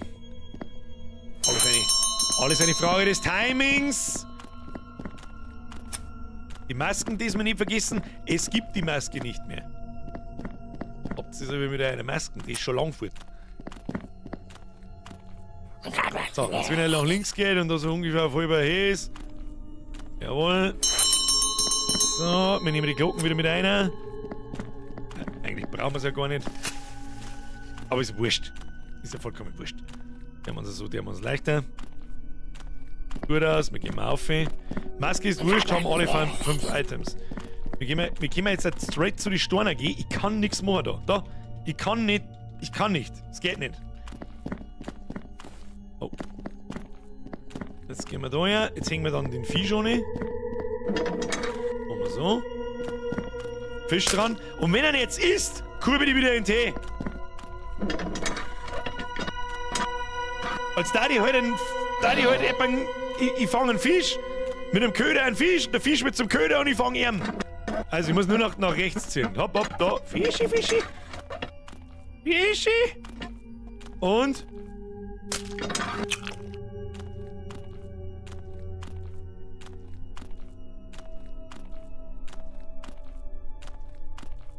Der muss erst weg, dann geht es, denke ich. Also zieh die Fischnummer durch. Was ist eigentlich mit dem Basket ganz unten? Zirgo, es geht nicht zum Ozean. Nicht essen lassen! Muss ihn so lange dratzen, bis er durchdreht, oder was? Müssen wir die Scheiße jetzt nochmal machen? Ich flippe aus. Bring mich um. Los. Ja, woher soll ich es denn wissen, Leute? Robin! Welcome to the squad! Kuss auf die Nuss. Danke für die Mitgliedschaft. Ja, aber gut, normalerweise, ein normaler Mensch, der das Spiel spielt, der hat keinen Chat mit 1000, immer nur 1400 Leuten. Der ihm sagt, mach so, mach so. Oh, ich muss die Klo. Ah, das wird eng. Okay, kriegen wir. Ja, wir brauchen jetzt mehr Fisch, ja. Ach. Ja, bin ich nicht gewohnt, dass so ein 5-for-Game-Breaking-Mechanik. Okay, das ist, was das ist. Wir spielen später, ist mir scheißegal. Das ist mir scheißegal!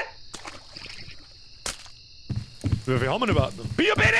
Ich glaube, du brauchst den Fisch nicht. Den hast du ja nur, dass du wieder runterkommst, aber die Rune hast du ja schon. Ansonsten gibt's ja nichts mehr, oder? Ich weiß es nicht. Ich weiß es nicht, Bio Beni, merci dir. Ich kann an dem Tisch mit den Runen nichts tun. Das kann ich jetzt noch 8-mal sagen.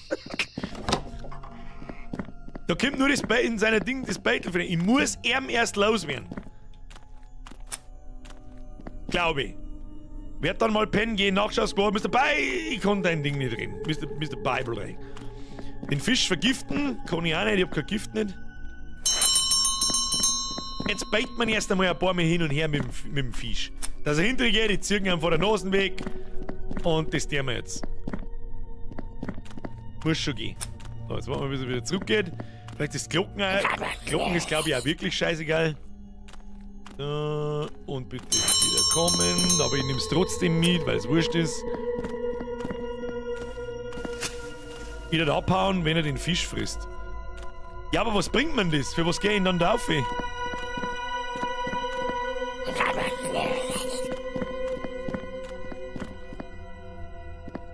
Da haben wir nichts übersehen.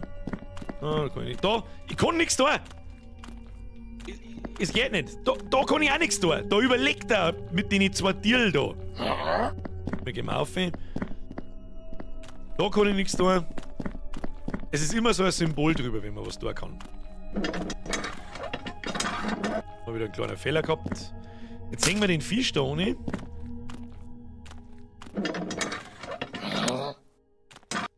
Und dreht's man einfach mal eine Zeit lang.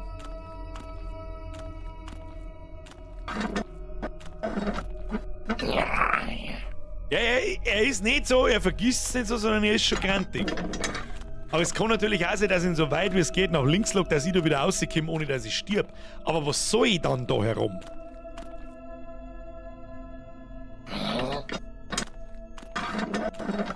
Vielleicht so aufhängen, dass er nicht kriegt? Bleibt er dann für immer da stehen und ist maximal verwirrt? Na! Nein! Jetzt springt der Hurensohn! Ach je! Aber jetzt haben wir's. Der muss genau so an der Decke hängen. Er muss genau so an der Decke hängen, dass er nicht hinkommt. Und jetzt haben wir's. So, los! Fisch holen! Ein letztes Mal! Die Rune habe ich umbekommen, ist richtig. Aber wir müssen ihn dauerhaft ablenken, bevor ich was damit machen kann. Und jetzt haben wir gerade herausgefunden, wie. Das muss ganz weit umhängen. Das ist fang das Springer oder das Arschloch. Das ist fix. Kriegen wir schon! Chillen Sie die Kniescheibe! Schöne Grüße an den Nachschau-Squad, by the way. Wer immer sich das noch mal ganz anschaut am Schluss dann. Aber ich krieg dann immer die Kommentare, dass das Fake nur Leute kennen. Habe ich das Gefühl. Und täglich grüßt das Murmeltier.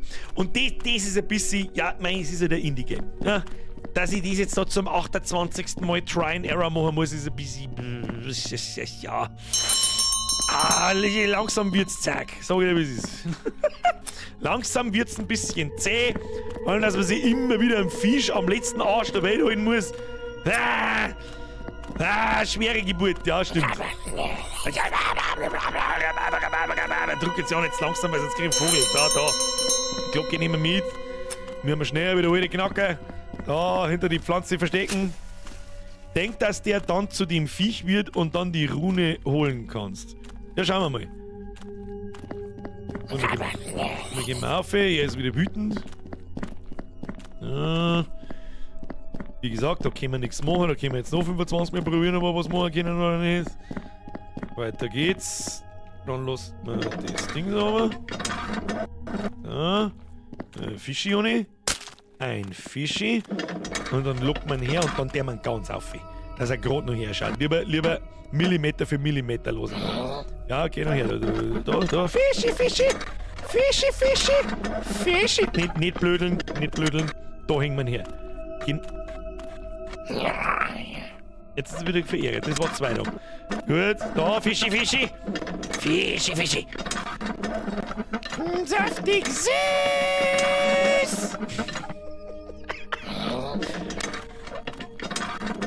Tüften. Was sind Tüften daher?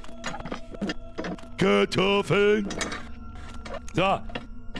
Da hängen dann hin. Nein, da hängen hin. Hallo, das sollst. Oh, wie lange tust du jetzt das? Forever and ever.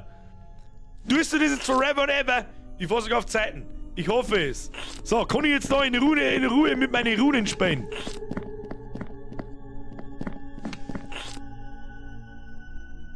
Was?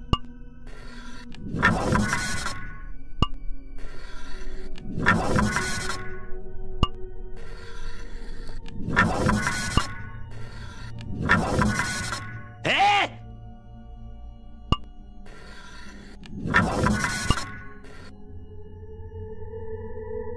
Zwei.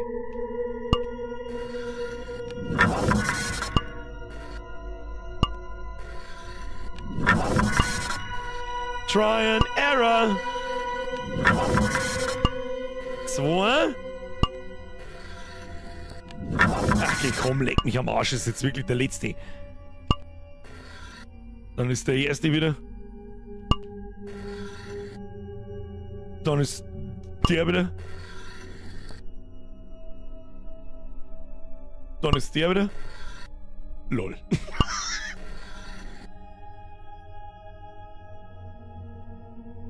Und dann?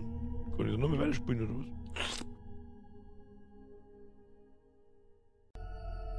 Okay, das ist immer der am weitesten weg ist. 2.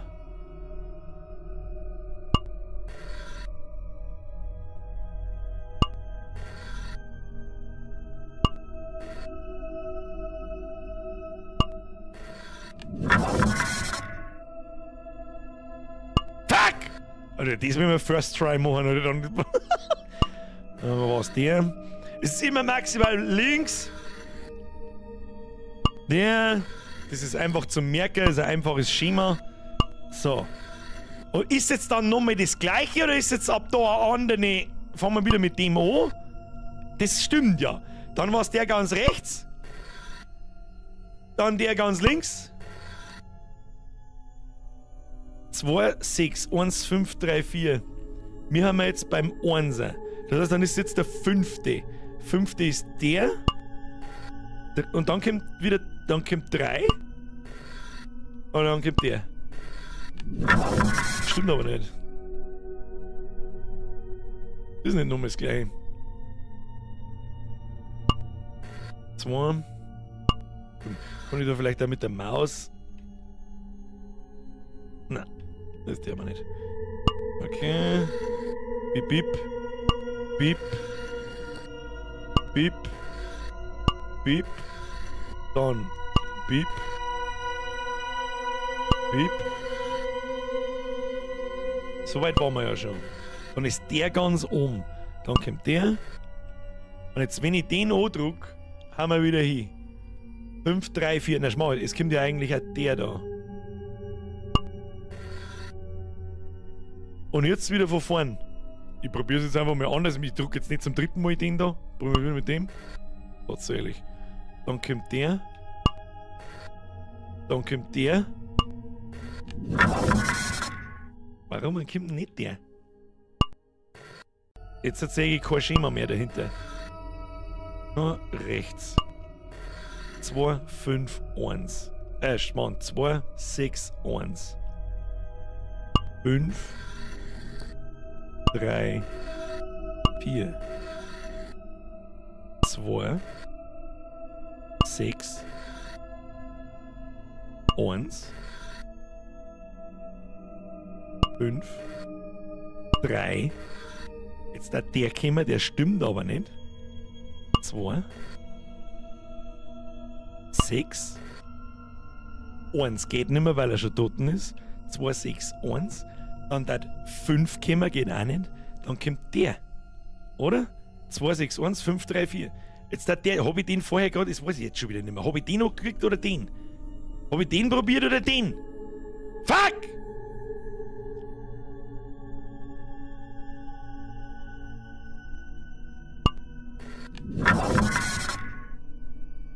Da meine ganze Abfolge vom Cäsar. 2, 6, 1, 2, 6,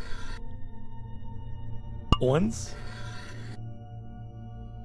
5, 3, 4, 2, 6, 1, 5, 3, 2, 6, 1, 5, wir nehmen nicht den, wir nehmen den. Und dann nehmen wir wieder, ja, jetzt haben wir wieder so weit, ich nehme den. Ja, jetzt den. Und jetzt den. Herrgott! Schlüssel! Gib Schlüssel! So, wir gehen wir. Herrgott, selig! Leo Leudl. Mir ist wieder ein Reset, war hochkonzentriert. Kuss auf die Nuss. Chris, mir ist wieder ein Reset. Der Capo, der zurück. Der Leo schreibt, Servus Birger, bist du das in alt und plattert? Ich werde nicht plattert, ich werde nur grau.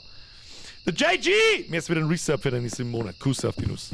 So, jetzt haben wir so einen Schlüssel gekriegt. Ich weiß, wo der hingehört. In das Schlüsselloch gehört der natürlich hinein. Dankeschön für die Resubs. Allgemein übrigens ein großes Dankeschön für heute, dass so viele Leute zugeschaut haben. Da habe ich gar nicht damit gerechnet. So, wie es ist, haben wir schon länger nicht mehr gehabt.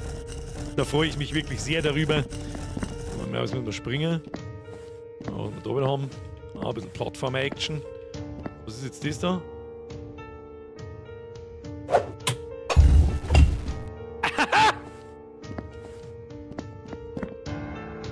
Ja, und jetzt?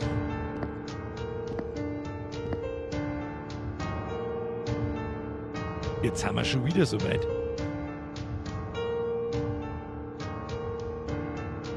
Kann doch nichts mehr. Da ist eine Leiter, die ich runterlassen muss.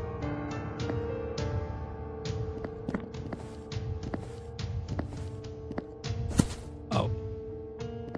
Man da vielleicht nochmal nachhageln. Ich probiere es einmal nochmal. Fallen wir wahrscheinlich habe ich einen sterben, aber das ist ja jetzt mittlerweile auch schon wurscht. Na, kann ich nichts mehr. Oh! Nein, kann man auch nichts mehr. Vielleicht, das was mir anwacht. Das da müssen wir nicht noch mehr aufheben. Den hebe ich runter da. Weil sonst geht die Plattform da nicht mehr. Hebe kann ich nicht nochmal, vielleicht den hebe ich drunter. Nein, ist auch nicht gegangen. Gehen wir noch mehr ein Heisel weiter. Schauen wir, was wir da stehen. Vielleicht geht da mittlerweile was anderes. Na, wir haben aber auch keine Items gekriegt und nichts. Doch einen Schlüssel haben wir gekriegt. Ja, dann muss da schon weitergehen. Das gibt's nicht anders. Schauen wir, ob wir noch mal einen Fisch fangen können. Du, sicherheitshalber nehmen wir noch einen mit. Wer weiß, für was wir noch mal brauchen können. Und mit denen was da? Nein. Da haben wir Hand. Mit der Angel runterholen die Leute. Aber ich auch probiert zum Drucker. Können wir auch nochmal. Ich komme generell nicht mehr auf, weil wir sowieso nicht mehr aufhören müssen. So, jetzt müssen wir noch schauen, wie das gegangen ist. 1, 2. 1, vorher? 1, 2, 1, oder? 1, 2, 3. 2, 1, 2, 3. 4 haben wir schon lange nicht mehr gehabt. 3 haben wir schon da. So. Jetzt fährt das Ding wieder runter.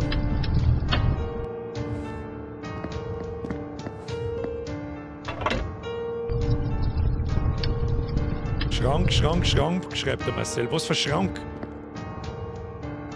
Ach, der Schrank bei dem alten oben, meinst du? Guter Punkt. Ich bin ein Vollidiot, jetzt muss ich das nachher nochmal machen. Ja, egal. Scheiß drauf, ist gleich erledigt. Da ist immer noch unzufrieden. Schrank ist ein guter Punkt. Oh nein.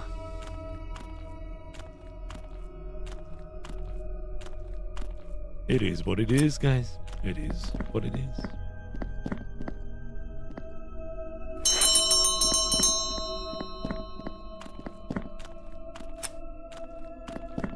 Der Schrank, aber da ist kein Schloss dran. Wir haben doch den Schlüssel gerade irgendwo eingesteckt. Da oben. Oh, das wird eng. War eng. Gut, dass ich den Fisch dabei habe. Ich sag das, was es ist, ja. Leute, habt ihr auch die Glocke aktiviert? Sprengen ist ein guter Punkt! Habt ihr eigentlich die Glocken aktiviert? In YouTube, Money. Das haben wir schon. Ja, krieg ich nicht auf. Geh nicht auf. Glaubt da herin ist mein Job dann. Da hat immer nur viel Stroh hängen. Das ist ein bisschen glitchy. Das hat sich den Status von vorher gemerkt und eigentlich hängt der Fisch noch unten. Da hängt man her. So. Ja, aber wir können da nichts tun. Salzbreit und Hilfe, weil sonst brauchen wir ewig! Opa! Hilfe, aber in der normalen Chat, nichts mit Donations. Ab dafür! Aber mit dem Fisch kannst du dauerhaft ablenken wie vorher. Ja, solange wie ich rausgehe. Aber ich kann sonst nichts machen da. Dann haben wir jetzt den Schlüssel von ihm. Das ist halt komisch, dass ich da hinschauen kann so und kann aber nichts machen. Also die Überstunden ist doch mehrere Likes wert. Der Patrick ist absolut recht. Aber da müssen wir nichts mehr tun. Glaube ich. Unten der Totenschädel, den glaube ich habe ich ganz am Anfang schon geprüft, aber ein guter Punkt, können wir schon noch mit, wir haben da auch noch nicht so genau sauber geschaut. Da ist nichts, da kann ich nirgendwo drücken, ja, da kann ich bloß Glocken anhängen, da gibt es nichts. Du brauchst nur die Angel bei der Leiter und sonst nichts. Im Ernst jetzt? Okay. Ich weiß schon, der Totenschädel der leicht mehr schon die ganze Zeit, den habe ich aber glaube ich ganz am Anfang schon probiert. Na gut, nochmal zurück. Anscheinend brauchen wir bei der Leiter nur die Angel. Ich habe eigentlich eingebildet, ich habe gedrückt, aber ich habe anscheinend nicht gedrückt. So, 1, 2, 3, 2, 1, 2, 3, 4, 3. Bitte betätigen Sie den Hebel. Sehr schön. Hätte ich vorher runterfahren lassen müssen, aber gut, auf die 30 Sekunden kommt jetzt nicht mehr drauf zusammen. Cäsar speichert alle Codes mit, ich seh's schon. Der Bavaria Gaming schreibt Runen eine nach der anderen Affe von links nach rechts. Bavarian Gaming, das stimmt einfach nicht. Ich bin mir gar nicht sicher, ob ich da einen Anzeigefehler von Bavarian Gaming habe, aber ich war euch sehr dankbar, wenn es meinen Chat, ihr dürft schon im Chat teilhaben, darf jeder, aber nicht 28 Zeilen untereinander, das war sehr toll. So, da brauche ich jetzt Leute, weißt du.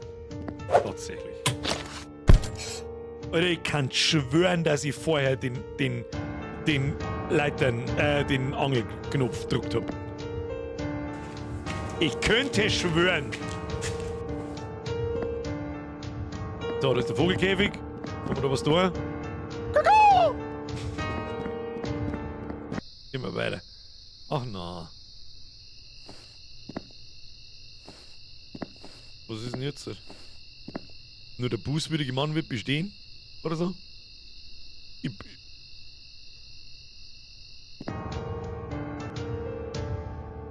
Vielleicht bist du an der falschen Stelle gestanden, kann auch passieren, ja.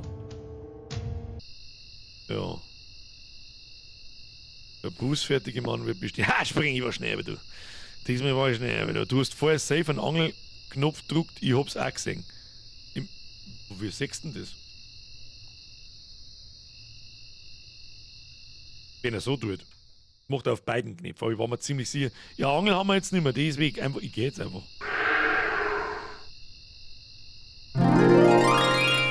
Der bußfertige Mann wird bestehen, das ist gar nicht der Tod, das sind die netten Geister. Haha! Oh na! Na! Was soll man machen? Oh na! Ich brauch Tipps, Leute. Ach komm. Okay. Da kann man durchgehen, das ist wieder so ein Vorhang-Ding. Ab mit den Tipps, damit wir fertig werden. Was haben wir da? Ein Schmetterling. Ein wunderschöner Schmetterling. Okay, den kann ich öfter nehmen. Die Scheiße ist schon wieder los. Ah, da haben wir wieder Farben für Chemikalien.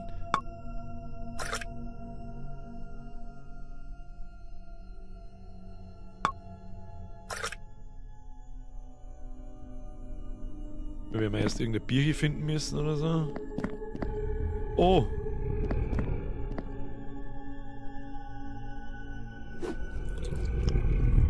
Dem Kommissar zum Essen geben. Wahrscheinlich wird man den Schmetterling vergiften müssen, ne?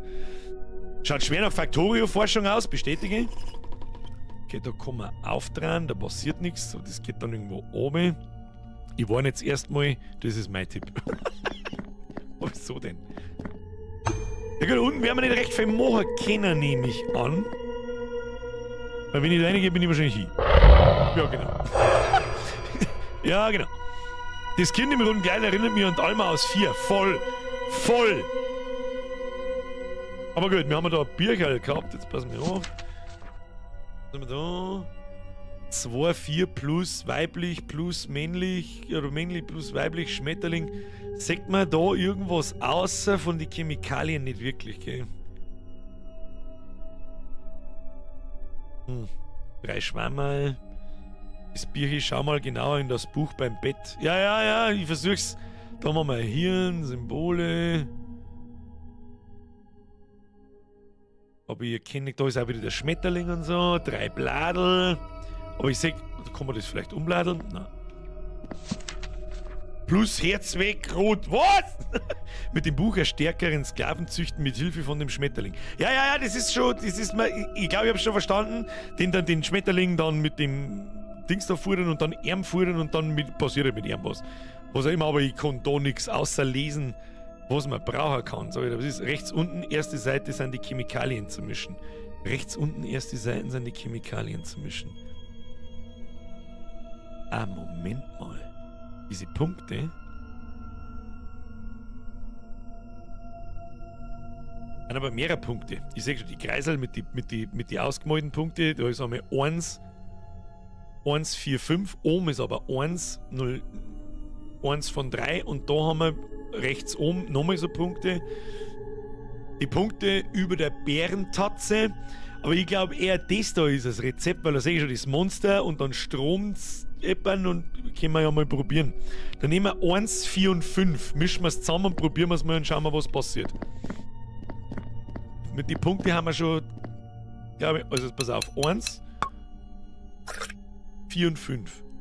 Haben wir das noch? Ja. Und dann erhitzen. Und aus irgendeinem Grund habe ich gerade der auf der Tentacle-Vibes, keine Ahnung wieso. So, jetzt haben wir den Schund da drin. Dann legen wir einen Arm da rein, ja, und dann. Ach, da kann man es wahrscheinlich ablassen, oder? Ah. Und jetzt gehen wir es ihm. Ein wunderschöner blauer Schmetterling! Wir fangen mal das Laufen oder so. Ist er jetzt nett? Ist er nett? Also, ich hätte da gerne jetzt was machen, aber ich kann nicht. Wenn ich drücke, passiert nichts. Muss ich vielleicht nochmal.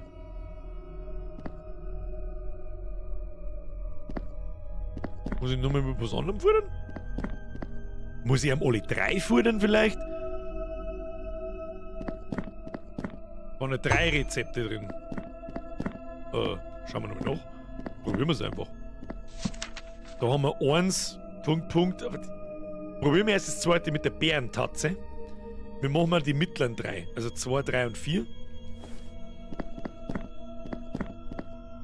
So. So. Ja. 3. Ja. Und 4. Jesse, genau mein Gedanke. Ein Trank für die Aggressivität, zweite für Gehorsam und so weiter. Dann haben wir meine Mischung. Alle 3 zusammen. Der Basti, das sagt mir, dass ich weiß ich automatisch, wie alt das bist. Mindestens bist. So, dann haben wir einen wunderschönen Schmetterling, den nehmen wir rein und dann gehen wir nehmen. Gib. Nein, ich kann nichts machen.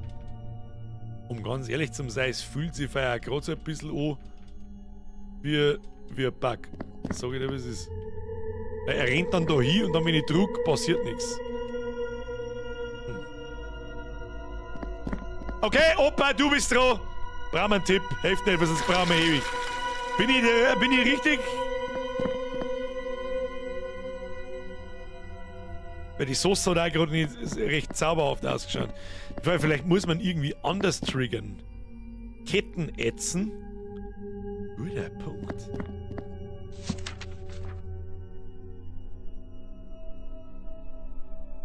Rechts oben ist der Vogelkäfig, der ist ein Haus weiter am Boden gelegen. Vielleicht brauchen wir einfach nur das erste Zeug. Nur die erste Zutat zum Kettenätzen. Richtig gute Idee. Richtig gute Idee. Muss ja nicht immer aus 3 verschiedenen Sachen bestehen.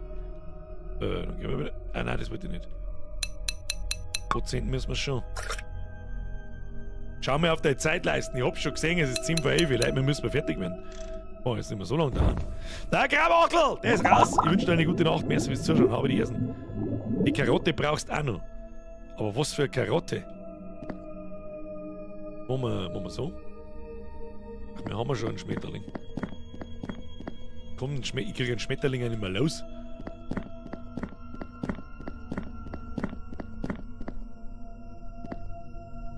Die bringen einen Schmetterling auch nicht mehr los. Das war jetzt wieder so ein Game-Breaking-Ding, das ist nix.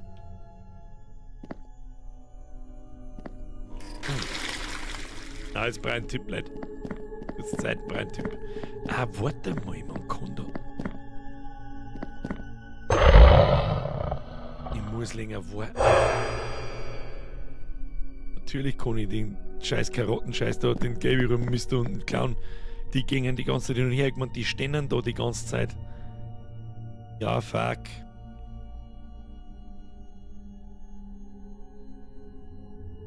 Sie zwar habe ich noch gar nicht angeschaut, was die so treiben den ganzen Tag.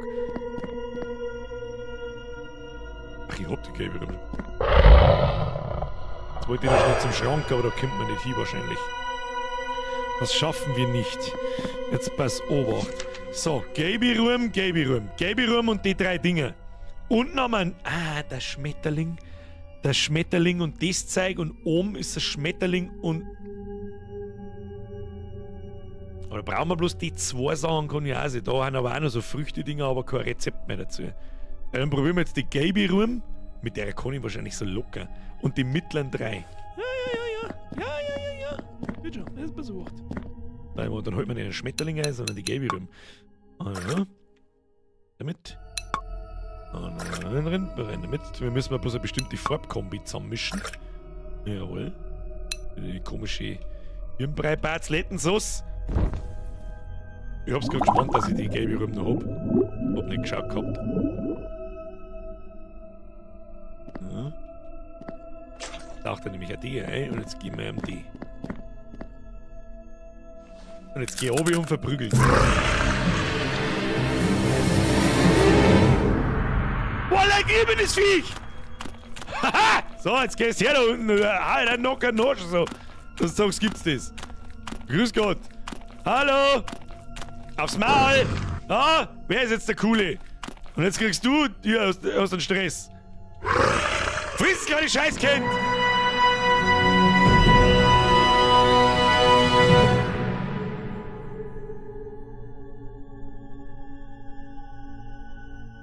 Und jetzt? Dann gehen wir wieder zurück aus. Okay. Also, das Bierchen entziffern ist schon nicht ganz easy. Muss ich ganz ehrlich sagen. Ah, da kann man nur mehr gelbe Räume nehmen. Ja, warum nicht? Mal da mal reinschauen. Da muss der Schmetterling rein, von ihr wahrscheinlich. Gib mir mal. Oh nein, was ist denn jetzt das wieder? Hä? Ist vielleicht ein Bier hier drin, wenn wir da 5 und da 3. Warte mal. Haben wir da Notizen oder so? Ja, ganz ehrlich. Gerade keinerlei Hinweis auf irgendwas mit 5 und 3 Sachen. Warte mal, schauen wir mal da. Haben wir da irgendwo irgendeinen Hinweis mit 5? Was ist denn das wieder für ein Kass? Schmetterling im Buch ansehen. Ja, ja. Ist schon die einzige Möglichkeit. Es muss da schon irgendwie irgendwo stehen. Ist da? Der Schmetterling da mit dem Kreis vielleicht? Die Dinger daneben? Aber das sind ja keine Zahlen, nicht? Die Reihenfolge schreibt er gerade mal welche. War leck, ich hab gerade voll das Déjà-vu, aber ich weiß nicht von was. Herr Patzi, das hab ich auch ab und zu. Oh, wir haben ja übrigens gerade 1337 Zuschauer. Nice.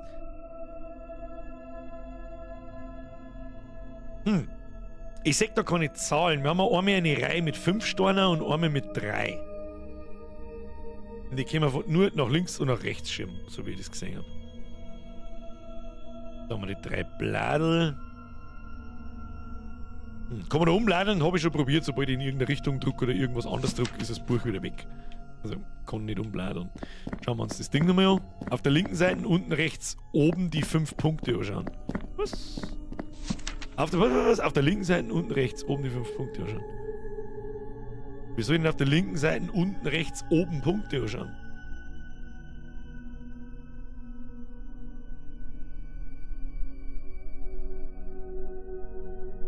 Oben 3, nach rechts, unten 1. Oben 3, nach rechts, unten 1. Kommt's denn da jetzt drauf? Ich probier's jetzt einfach aus. Also oben 3.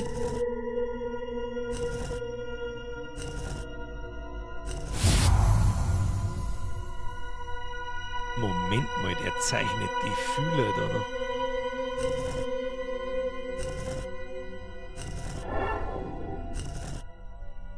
Ach, das ist wieder so ein... Der ist nix im Buch. Das ist wieder so ein Try-and-Error-Ding. Oh.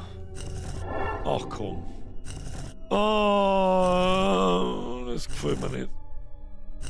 So. Dann oben einen, dann unten einen.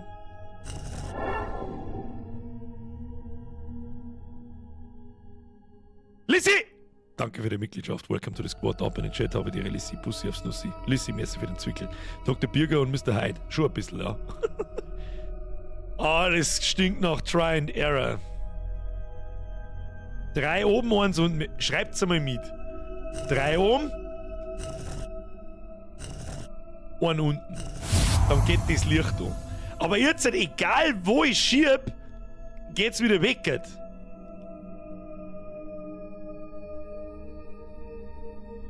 2 oben. 1. 2. Und dann wieder 1 unten. Okay, mitschreiben. 3 oben. Oder schreibt es 3/1. 2/1. Wahrscheinlich wieder 1, 2, 3. 1. Ah! Okay. 1, 2, 3. 1. Dann wieder 2, 1. Da. Achtung! Niemand schreibt mit, außer das Wölfchen. Weil dann kenne ich mich aus. Weil wenn da irgendjemand was anderes... Wölfchen, ich schau nur bei dir. 3, 1, 2, 1. So, haben wir 2, 1. Und dann haben wir 4, 1 wahrscheinlich. Probieren wir es. 1, 2, 3, 4, 1. Ja! 3, 1, 2141 ist. Wölfchen! Super gemacht. Dankeschön. So haben wir's jetzt!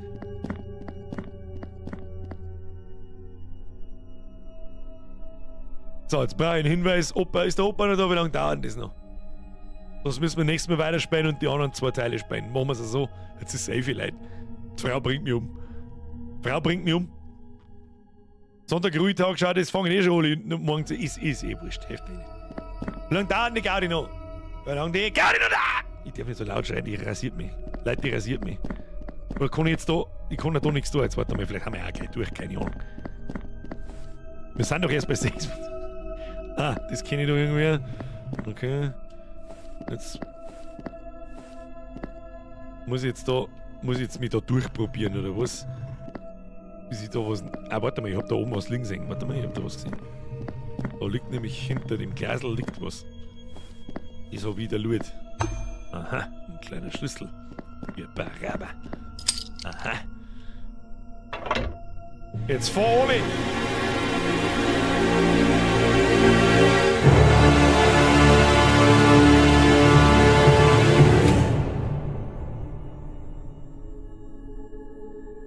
Ja, ganz toll.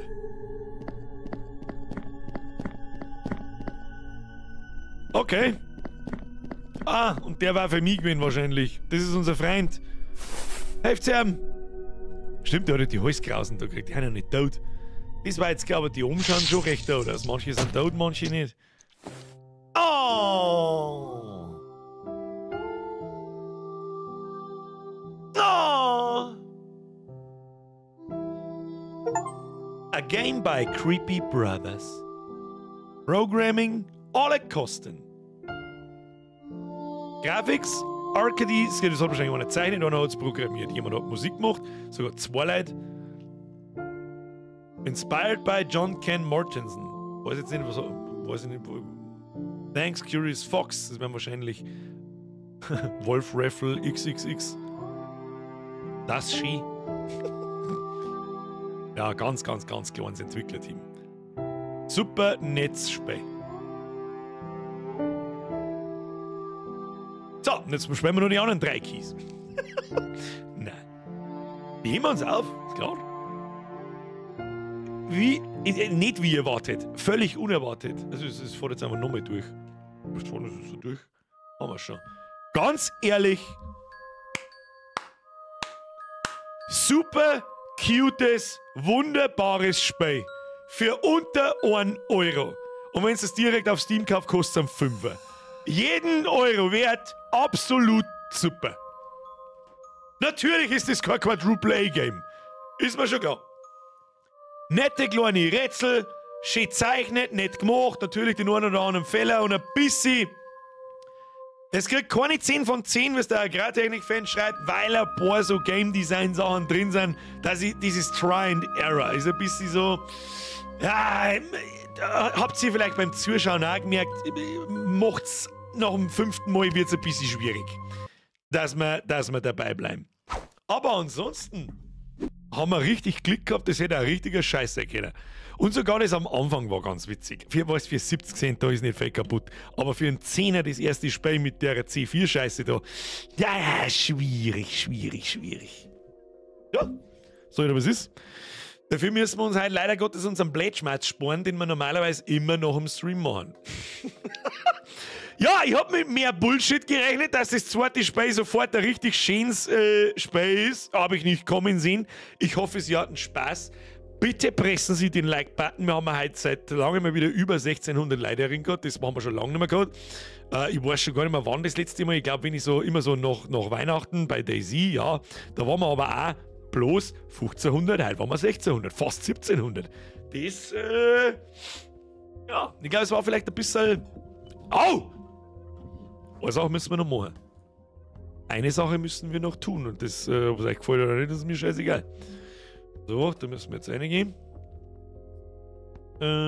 Shop-Seite. Ja klar, du hast da absolut recht. So, wir sind hier. Müssen wir eine Bewertung schreiben. Und beim guten Spiel schreibe ich gute Bewertung. Meine Damen Meine Herren, Sie wurden gerade zum Content meines als eigentlich geplanten ohrreidige Kackspiele. Will ich so schreiben? Das ist unfair. Nein, das tun wir nicht. Meines geplanten nicht so gut Spiele streamen. Nach etwa, wie lange haben wir ungefähr braucht? Haben wir 2 Stunden braucht? Ja, nach ungefähr 2 bis 2,5 Stunden wurden wir sehr, sehr, sehr positiv überrascht. Wer nach einem kurzweiligen, nett gezeichneten und liebevoll gestaltetem Rätselspiel sucht, ist hier genau richtig und wird nicht enttäuscht. Ausrufezeichen. Empfehlen Sie dieses Spiel? Ja. Rezension veröffentlichen? Ja. Wenn es ein gutes Spiel ist, dann kriegt es von mir eine anständige Bewertung.